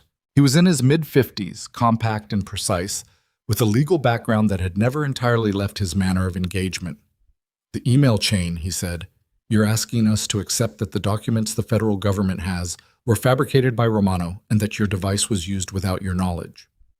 "I'm not asking you to accept anything," Salvatore said. "I'm telling you what happened. You can verify the technical elements, the account creation date, the installation signature on the device, through any competent forensic IT examination. I've already commissioned one. The report will be available tomorrow." "Tomorrow," Rinaldi said. "Convenient timing." "Efficient timing," Salvatore said. "There's a difference." "The capos," Esposito said. He was heavy-set, slow-speaking, with the patience of a man who had learned that speaking last in a room usually meant speaking with more information than everyone else. 3 of the organizational capos have suspended participation in scheduled operations pending the Commission's determination. 2 more are in contact with New York. He paused. "The organization is experiencing a leadership confidence problem, Salvatore. That problem exists independent of the federal case and independent of the divorce. It exists because of the series of decisions made here over the past 2 years." "The decisions, the relationship with Romano," Esposito said. "The trust restructuring. The Baltimore expansion initiated without full commission consultation. These decisions were made inside a structure that should have required commission awareness, and they were not brought to this table." The room was very quiet. Salvatore looked at Esposito. He looked at Caruso. He looked at the faces arranged around the table, men he had known for decades, men he had done business with, men whose loyalty he had purchased or inherited or earned through the specific, sustained performance of dominance that was the only language this world reliably understood. He looked at them and he saw, clearly, and without the insulating distortion of ego, that Esposito was right. Not about everything, but about that. "You're right," he said. The room shifted slightly. Not much. Just the minimal adjustment of men who had prepared for resistance and received something else. "The Baltimore expansion should have come to this table," Salvatore said.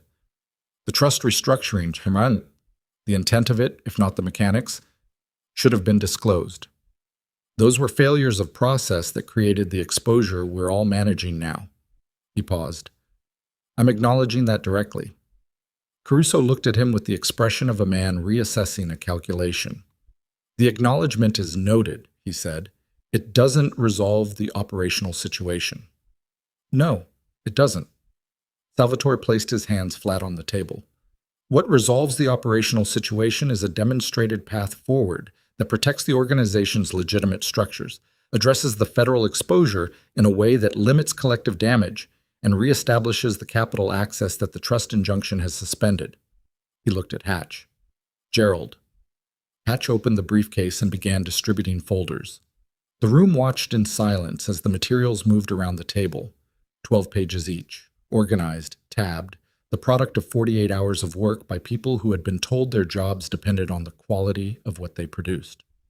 Salvatore walked the room through the numbers for 35 minutes. The legitimate business structures that could be insulated from the federal case, the shell company positions that could be unwound without triggering additional scrutiny, the capital alternatives to the trust that could service the Baltimore operations initial phase, the legal strategy Hatch was proposing to address the fabricated email chain through a motion to suppress based on the forensic IT report. He presented it all with the focus of a man who has decided that the only remaining move is total transparency and total competence, because partial transparency has already proven to be no protection at all, and the room felt it, felt the absence of concealment, the specific weight of a man putting everything on the table and standing behind it, and the room's temperature changed in ways that were subtle but readable. When he finished, Caruso said, "We'll take a short recess." Salvatore stood and walked to the far corner of the room and stood with his back to the table and breathed. Marco appeared at his shoulder. "Ferraro is with us," Marco said, very low. "Mendez is uncertain but leaning. Greco is solid. That's our three." "Caruso?" "Caruso is going to do what he always does. Wait until the last possible moment and then move to the majority." A pause. "Rinaldi is going to be the problem." Salvatore said nothing. He looked at the corner of the room, the wall, the plaster, the seam where the baseboard met the floor. His shirt was damp at the back. His hands were steady because he had willed them steady, and the effort of that was a sustained physical exertion that he had been maintaining for 2 days. "Marco," he said. "Yes." "Whatever happens in the next 20 minutes, whatever they decide, I need you to know something." He kept his voice at a level only Marco could hear. "The organization's operational capos, the men on the ground, most of them are solid, not because of me, because of the work. 20 years of work. Don't let a commission vote dismantle what those men built." Marco was quiet for a moment. "I hear you," he said. The recess lasted 9 minutes. When the principals reconvened, Caruso remained standing, which was unusual and which Salvatore recognized as the traditional signal that a formal determination was about to be delivered. Caruso looked at Salvatore with the expression of a man performing an unpleasant professional obligation with full awareness of what it costs. "The Commission has reached a preliminary determination," Caruso said. "Given the scale of the current federal exposure, the operational disruptions, and the leadership confidence concerns that have been raised by multiple organizational principals, the Commission is recommending a temporary transition of DeLuca organizational operations to a 5-member council pending resolution of the federal matter." He paused. "This is not a removal of your standing as Don. It is a protective measure designed to insulate the organization from the perception of compromised leadership during an active federal investigation." The room waited. Salvatore looked at Caruso. He looked at the table. He breathed once, slowly. "I understand the Commission's position," he said. "There will be a formal vote," Caruso said. "The recommendation requires a majority." The vote took 4 minutes. 5 in favor, 2 opposed. Greco and Ferraro, as Marco had predicted. Mendez, in the end, had gone with the majority. When it was over, Rinaldi leaned forward and said, with the tone of a man pressing on a bruise to confirm it's a bruise, "The Council will need full access to the organization's account structures. The trust injunction complicates—" "The trust is not the organization's account structure," Salvatore said. His voice came out very quietly and very precisely, and the precision of it stopped Rinaldi mid-sentence. "The trust is the Moretti family's asset. It always was. That's the central thing this table failed to understand, And it's the reason we're all sitting here today. He looked around the room. Full access to the organization's legitimate accounts will be provided to the council. The trust is not part of that disclosure because it never belonged to us. The room absorbed this. Caruso nodded once. The meeting is concluded, he said. The room began to move, chairs scraping, the low murmur of men resuming their professional existence on the other side of a difficult morning. Salvatore sat for a moment longer than everyone else, just a moment, his hands still flat on the table, his breathing controlled, the room emptying around him. Marco stayed. When the last person had gone through the door and the room held only the two of them and Hatch, who was repacking his briefcase with the careful attention of a man who has survived something he wasn't certain he would survive, Salvatore stood and straightened his jacket and turned toward the door. "Salvatore," Marco said. He stopped. "Bianca was seen this morning," Marco said. "Not at the federal building, not at her attorney's office." He paused. "At the airport. Terminal 3. International departures." Salvatore turned. "What?" "The cooperating witness agreement," Marco said. "Whatever she negotiated, it may not have been what we thought it was. She may have given them enough for a proffer agreement and then walked." He held Salvatore's gaze. "If she walked, and if she took the original documents with her, then the email chain evidence becomes compromised," Salvatore said. "The federal case loses its primary cooperating witness and its documentary anchor.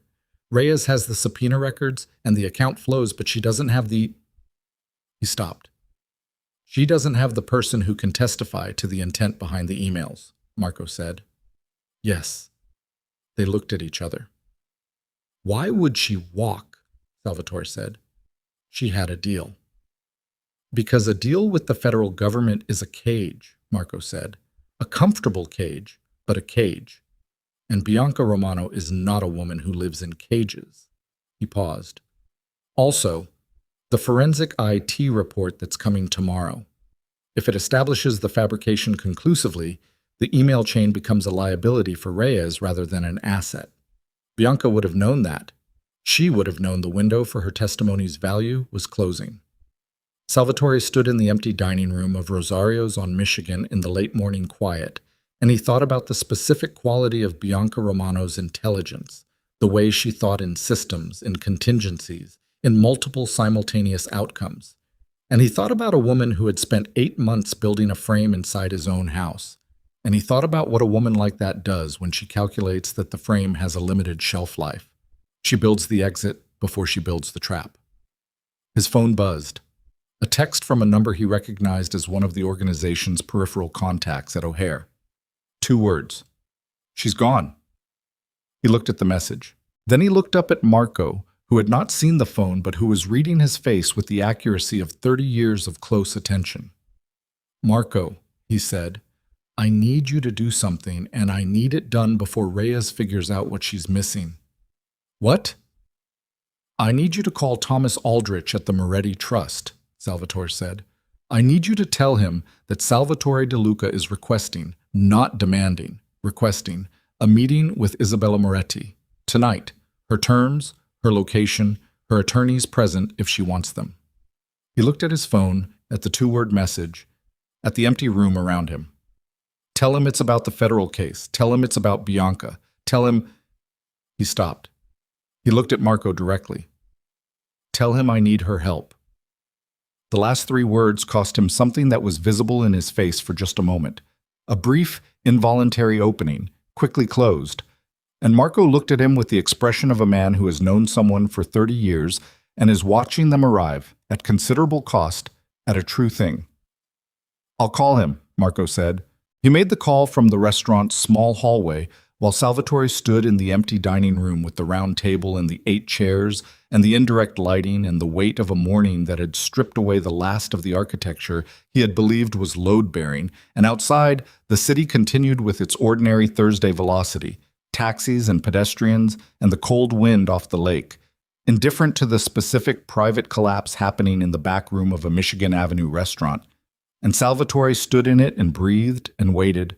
And when Marco came back through the door, his face had something on it that was not quite hope, but was the adjacent thing.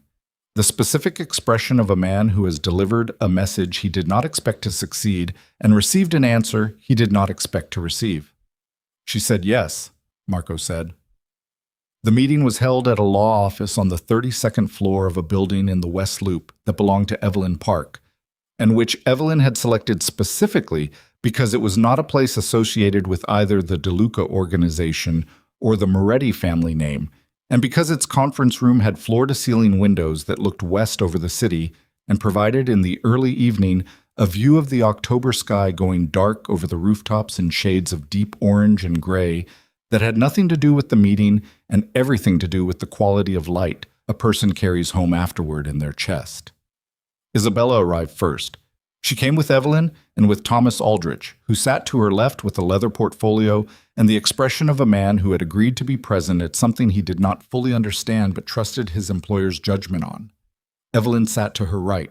Isabella sat at the center of her side of the table in a dark gray wool suit she had worn to 3 previous legal meetings in the past 6 months, a suit chosen for its absolute neutrality, its refusal to signal anything about mood or intent.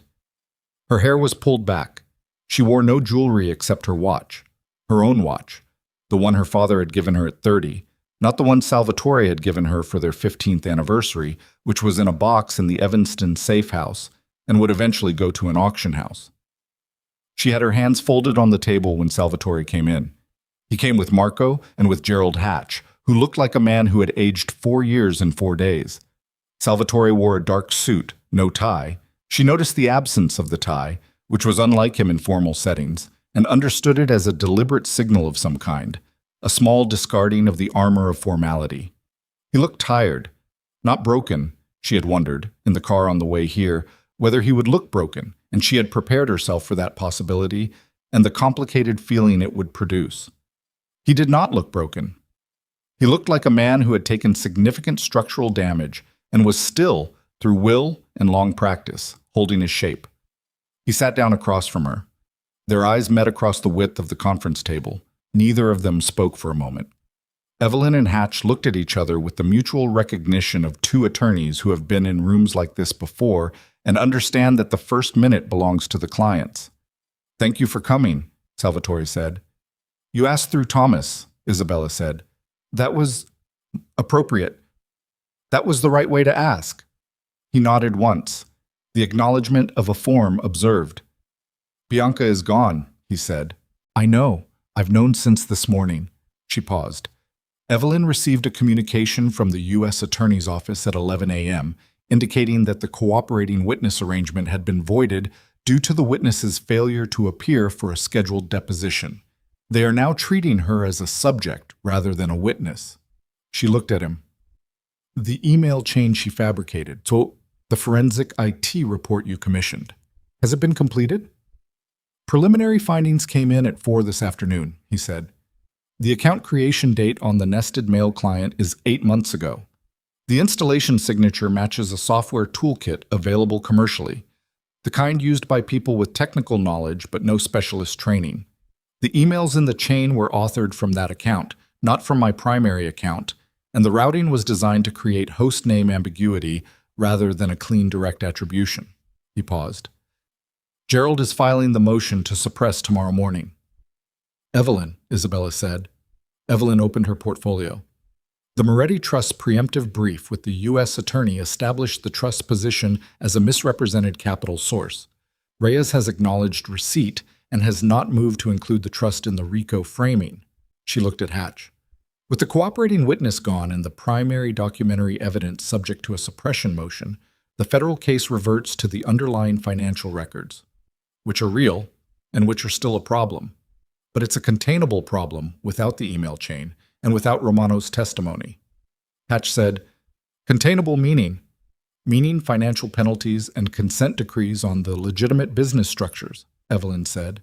"Not RICO, not a criminal enterprise indictment." She paused. "Assuming full cooperation with the document requests and no additional exposure we're not aware of." The room was quiet for a moment.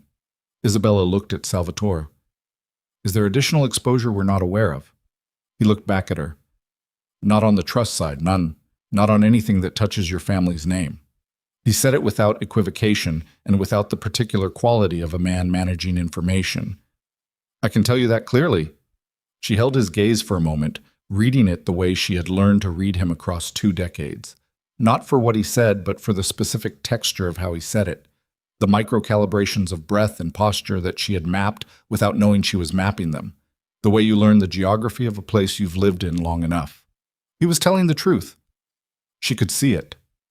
The truth had a particular quality in him, a kind of flatness, a removal of the performance layer that was different from everything else, and that she had recognized over 22 years in the small number of moments when it appeared. "All right," she said. She turned to Evelyn. "Let's proceed." What followed was 3 hours of the most technically demanding legal work Isabella had participated in directly, rather than reviewed after the fact. The trust restructuring attempts, all of them, every bylaw amendment, every incremental legal maneuver Bianca had designed over 4 years, were formally documented, catalogued, and annulled, with Hatch signing off on behalf of the DeLuca organization's consent to the restoration of the original trust structure and the invalidation of all amendments made after a specific date. The shell company structures that had routed capital from the trust into DeLuca business accounts were mapped and documented, with a repayment schedule established that would return the capital to the trust over a 30-month period with interest calculated at a rate Evelyn had specified and Hatch had accepted after one unsuccessful attempt to negotiate it downward. The legitimate businesses, the casinos, the shipping interests, the real estate holdings, were separated into 2 categories. Those that could demonstrate clean capital sourcing independent of the trust, and those that could not. The ones that could not were placed under a restructuring agreement that gave the trust a secured creditor position until the capital repayment was complete. Isabella signed 27 documents that evening. She read every one before signing. Evelyn had recommended this process over 3 weeks, and Isabella had absorbed it and was prepared for it, but the physical act of signing 27 times, her hand moving across the same signature, her name as it had been her entire adult life, the looping I, the clean M, the trailing letters, was something she had not prepared for emotionally and had not expected to affect her. And it affected her. Not because of what she was signing, because of what the signing was. The formal, incremental dismantlement of 22 years of legal and financial intertwining, the architecture of a marriage rendered into documents and reduced to a series of clean separations, each one appropriate and each one a small, precise severance. She did not let it show. She signed steadily and without pause, and when she reached the last document, she signed it the same way she had signed the first, and set the pen down and folded her hands. "That's everything," Evelyn said. Thomas collected the documents with the care of a man handling things of consequence. Hatch made a notation in his own materials. Marco, who had sat against the wall for 3 hours without speaking, stood and moved to Salvatore's shoulder. Salvatore looked at the stack of documents in front of him. He had signed his own copies.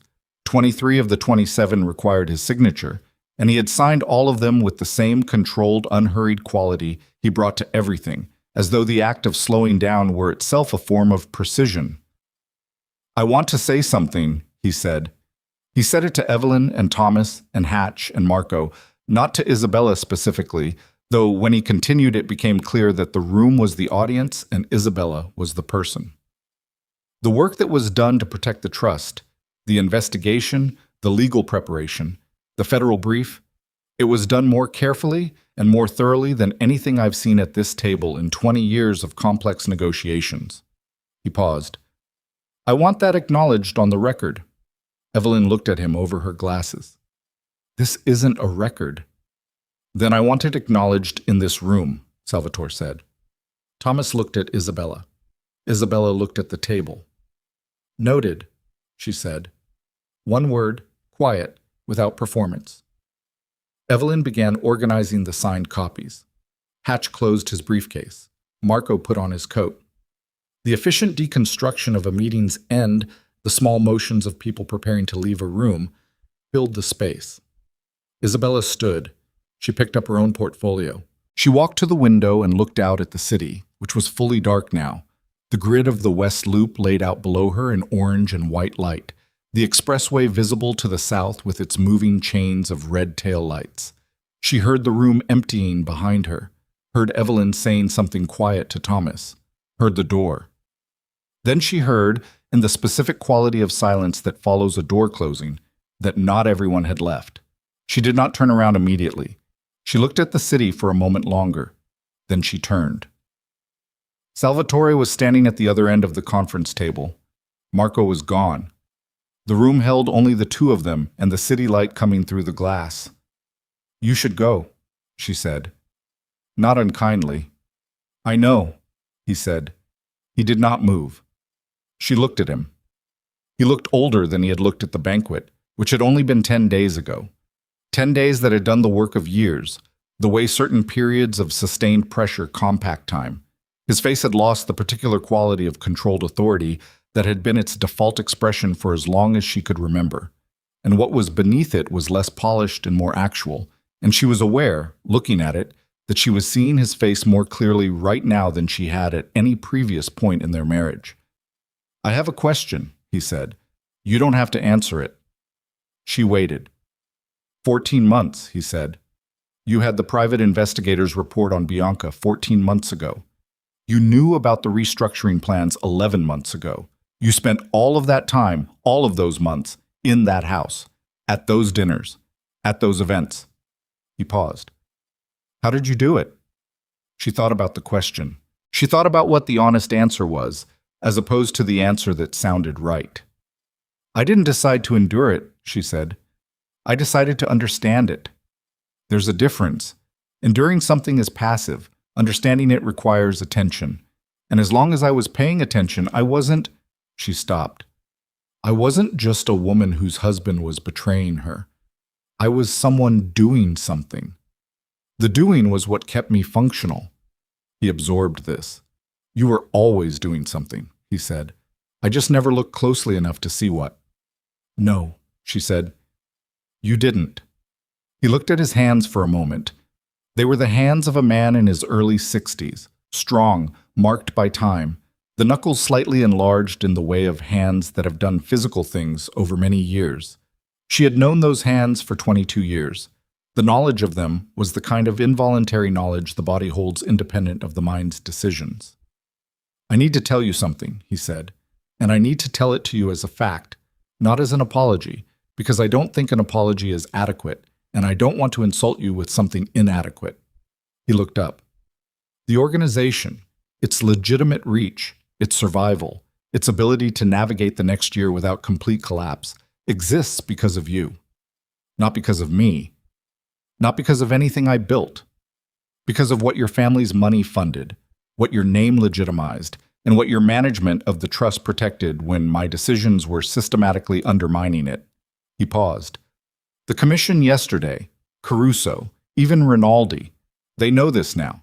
The entire room knows it, and they will know it for as long as this organization exists in any form." Isabella looked at him steadily. "I don't want the organization," she said. "I never wanted it. I wanted the man I believed you were when you sent me white roses and meant it." She said it plainly, without heat, without the tremor of something still unresolved. "That man existed for a while. Then other things became more important to you. That's not unusual. It's just what happened." She picked up her portfolio. "I'm going to take the Moretti Trust and build something with it that my father would have recognized. That's what I want, not the organization, not the legacy of any of this." "The foundation," he said. "The neighborhoods." She looked at him. "Thomas told you." "Marco did. He has sources in the Trust's administrative office." A pause. "It's a good plan, Isabella. It's a better use of the money than anything I ever did with it." She almost said something then, something about the specific cruelty of having the right things said to you by the right person 12 years too late, about how clarity arrives on a schedule that has no interest in being convenient. She almost said it. Then she decided it was a thing to carry privately rather than say aloud, and she held it. "Goodbye, Salvatore," she said. He nodded. He said her name one more time, just her name, quiet, the way you say a word you're learning not to use. And she walked past him to the door and through it into the hallway where Evelyn was waiting with her coat, and she put the coat on without breaking stride and walked to the elevator and pressed the button.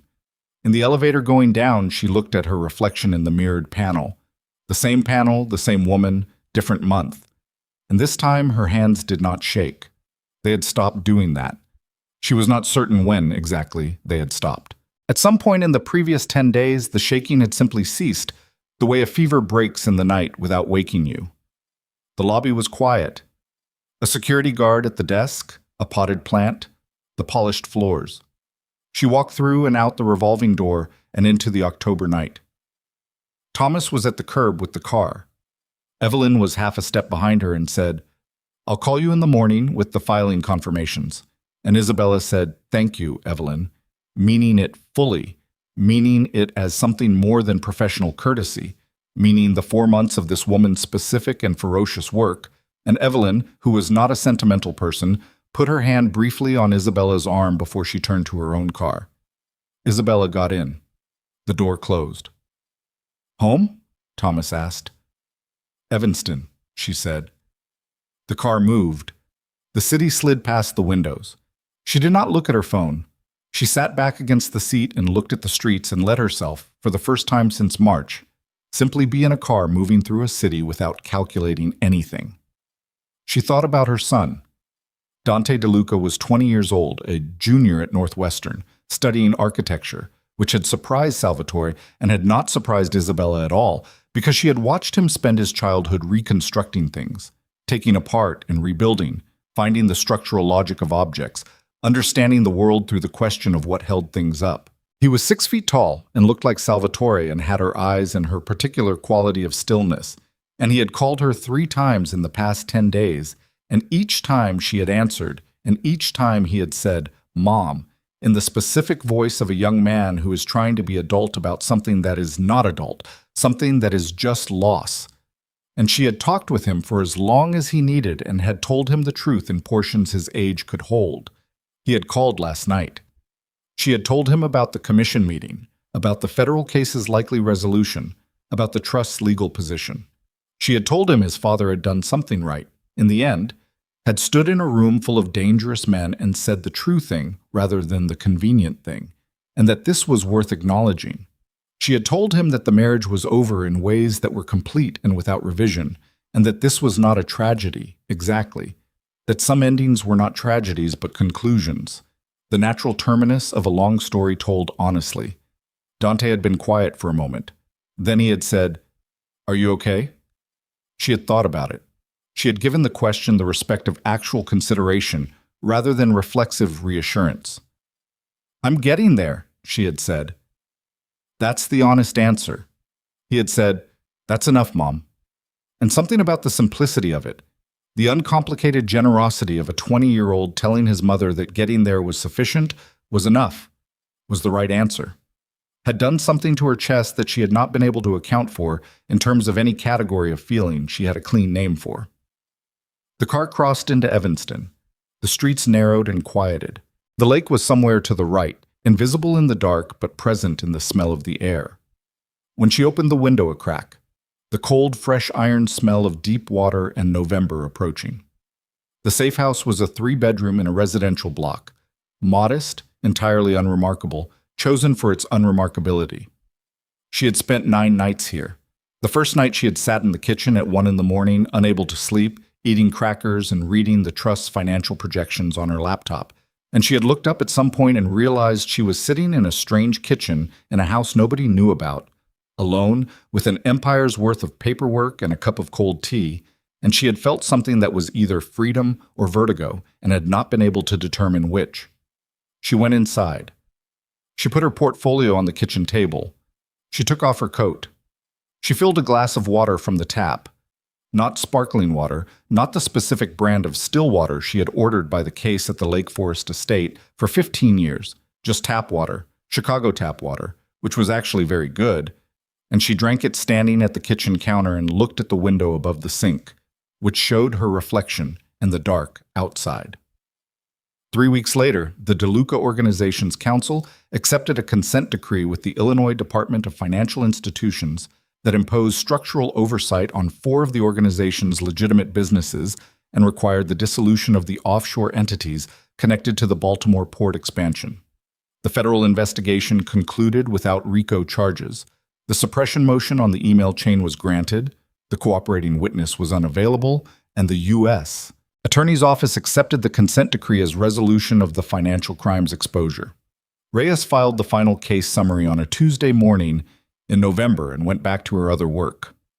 Salvatore De Luca stepped down from operational leadership of the organization formally in December, before the council required him to. He did it with a single meeting of the full capo roster, brief and without ceremony, and when it was over he drove himself, not his driver, himself, to a house he had bought in cash in Scottsdale, Arizona, 3 weeks earlier, and he began the process of becoming a man without an organization, which was a process he had no template for, and which would take considerably longer than the 3 hours it had taken to sign the papers. Marco Ferrante was asked by the council to serve as interim organizational advisor during the transition. He agreed to 18 months. He served 22, which was the number no one commented on. Bianca Romano was located by an Italian financial crimes unit in Milan 8 months later, working under a different name for a consulting firm that specialized in offshore wealth management. She was extradited on charges related to the fabricated email chain and the obstruction of the federal investigation. Her trial lasted 6 days. She was convicted on 3 counts and sentenced to 4 years. She served 2.5. She did not, in any interview or statement during or after the trial, express remorse for anything specific. She expressed, with precision, only regret that the strategy had not been executed more cleanly. The Moretti Family Trust Foundation's restructuring was completed in February, 7 months after the anniversary banquet. The legal instruments transferred the trust's investment mandate toward community reinvestment, affordable housing development, and small business lending in 6 Chicago neighborhoods that had been, in one way or another, touched by the De Luca organization's decades of operation. Thomas Aldrich became the foundation's executive director. The office was on the 21st floor of a building in the South Loop with large windows and an espresso machine that Thomas had chosen personally and which produced, in Isabella's assessment, a genuinely excellent cup of coffee. She was in that office most mornings by 8. She had found, in the months following the banquet, that she liked mornings in ways she had not known before, liked the quality of early light on the city, liked the specific texture of work that was not performed for an audience, liked the rhythm of days that were organized around something being built rather than something being maintained. She met with the Foundation's first cohort of grant recipients on a Wednesday in late February. 12 organizations, small and various. A community land trust on the west side, a workforce training program in Englewood, a small business incubator in Pilsen, an after-school program in Humboldt Park that had been operating on minimal funding for 7 years. The meeting was in the Foundation's conference room, 12 people around a table that was smaller than any table she had sat at in the previous 22 years, and she sat at the head of it in a blue dress she had bought in January because she had wanted something new. And she listened to each organization's representative describe what they were doing and what they needed, and she asked questions that were direct and specific and showed that she had read their materials, and the room had a quality she could not immediately name, and then could. It had the quality of people who were doing something real and who had not expected someone in her position to treat their work as real and who were recalibrating accordingly. At the end of the meeting, she told them the first disbursements would be processed within 30 days. Several of them thanked her with a particular quality of relief that she recognized as the relief of people who have been promised things before and are still deciding whether to fully believe this one. After they left, Thomas appeared at the door with 2 cups of coffee and said, "That went well." "Yes," she said. "It did." She looked at the table, the cleared table, the chairs at slight angles from where 12 people had just been sitting, the water glasses, and the printed agendas, and the small, accumulated evidence of a working meeting, the specific disorder of a room that has been used for its purpose. She drank her coffee and looked at the city through the south-facing window and thought, with the quality of a thought that has been arriving gradually for months and has finally arrived completely, that this, the table, the work, the morning, the coffee, was what she had always been capable of, and that it had taken the dismantlement of everything she had organized her life around for 22 years to create the space in which she could discover it. She did not think about whether this was worth what it had cost. The calculation was too large and too intimate and too unresolvable to perform, and she had learned in the past months that some questions are not answered but outlived. In October, 1 year, almost exactly, after the anniversary banquet, the foundation hosted its first public gala in the Palazzo De Luca ballroom. The ballroom was rented now. The building's ownership had been transferred as part of the consent decree. It held 240 people, and this time they had all come because they wanted to come. Dante was there. He was taller than she remembered, which made no sense and was true anyway. He was in a suit that fit him well, and he had his father's face and her eyes and the specific, unguarded quality of a young man who has survived something with his sense of himself intact, which is not a small survival. He found her during the cocktail hour, standing near the room's east windows with a glass of sparkling water, and he came to stand beside her without ceremony. "Same room," he said. "Same room," she said. He looked around at it, the white roses on the tables, the candles, the 200 people in their good clothes, the warm noise of a room full of people who were choosing to be there. "It's different," he said. "Yes." "Better?" She looked at her son. She looked at the room. She thought about the correct and honest answer. "Yes," she said. "Better." He put his arm around her shoulders briefly, the slightly awkward, completely genuine physical gesture of a young man who is still learning how to be easy with affection.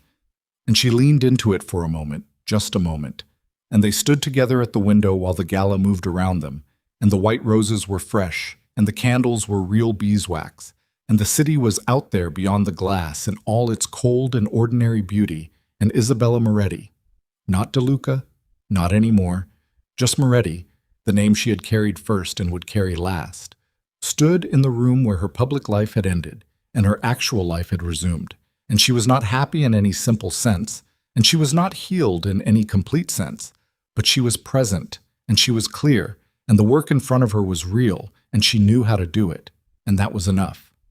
That was, as her son had told her on the phone in October, enough.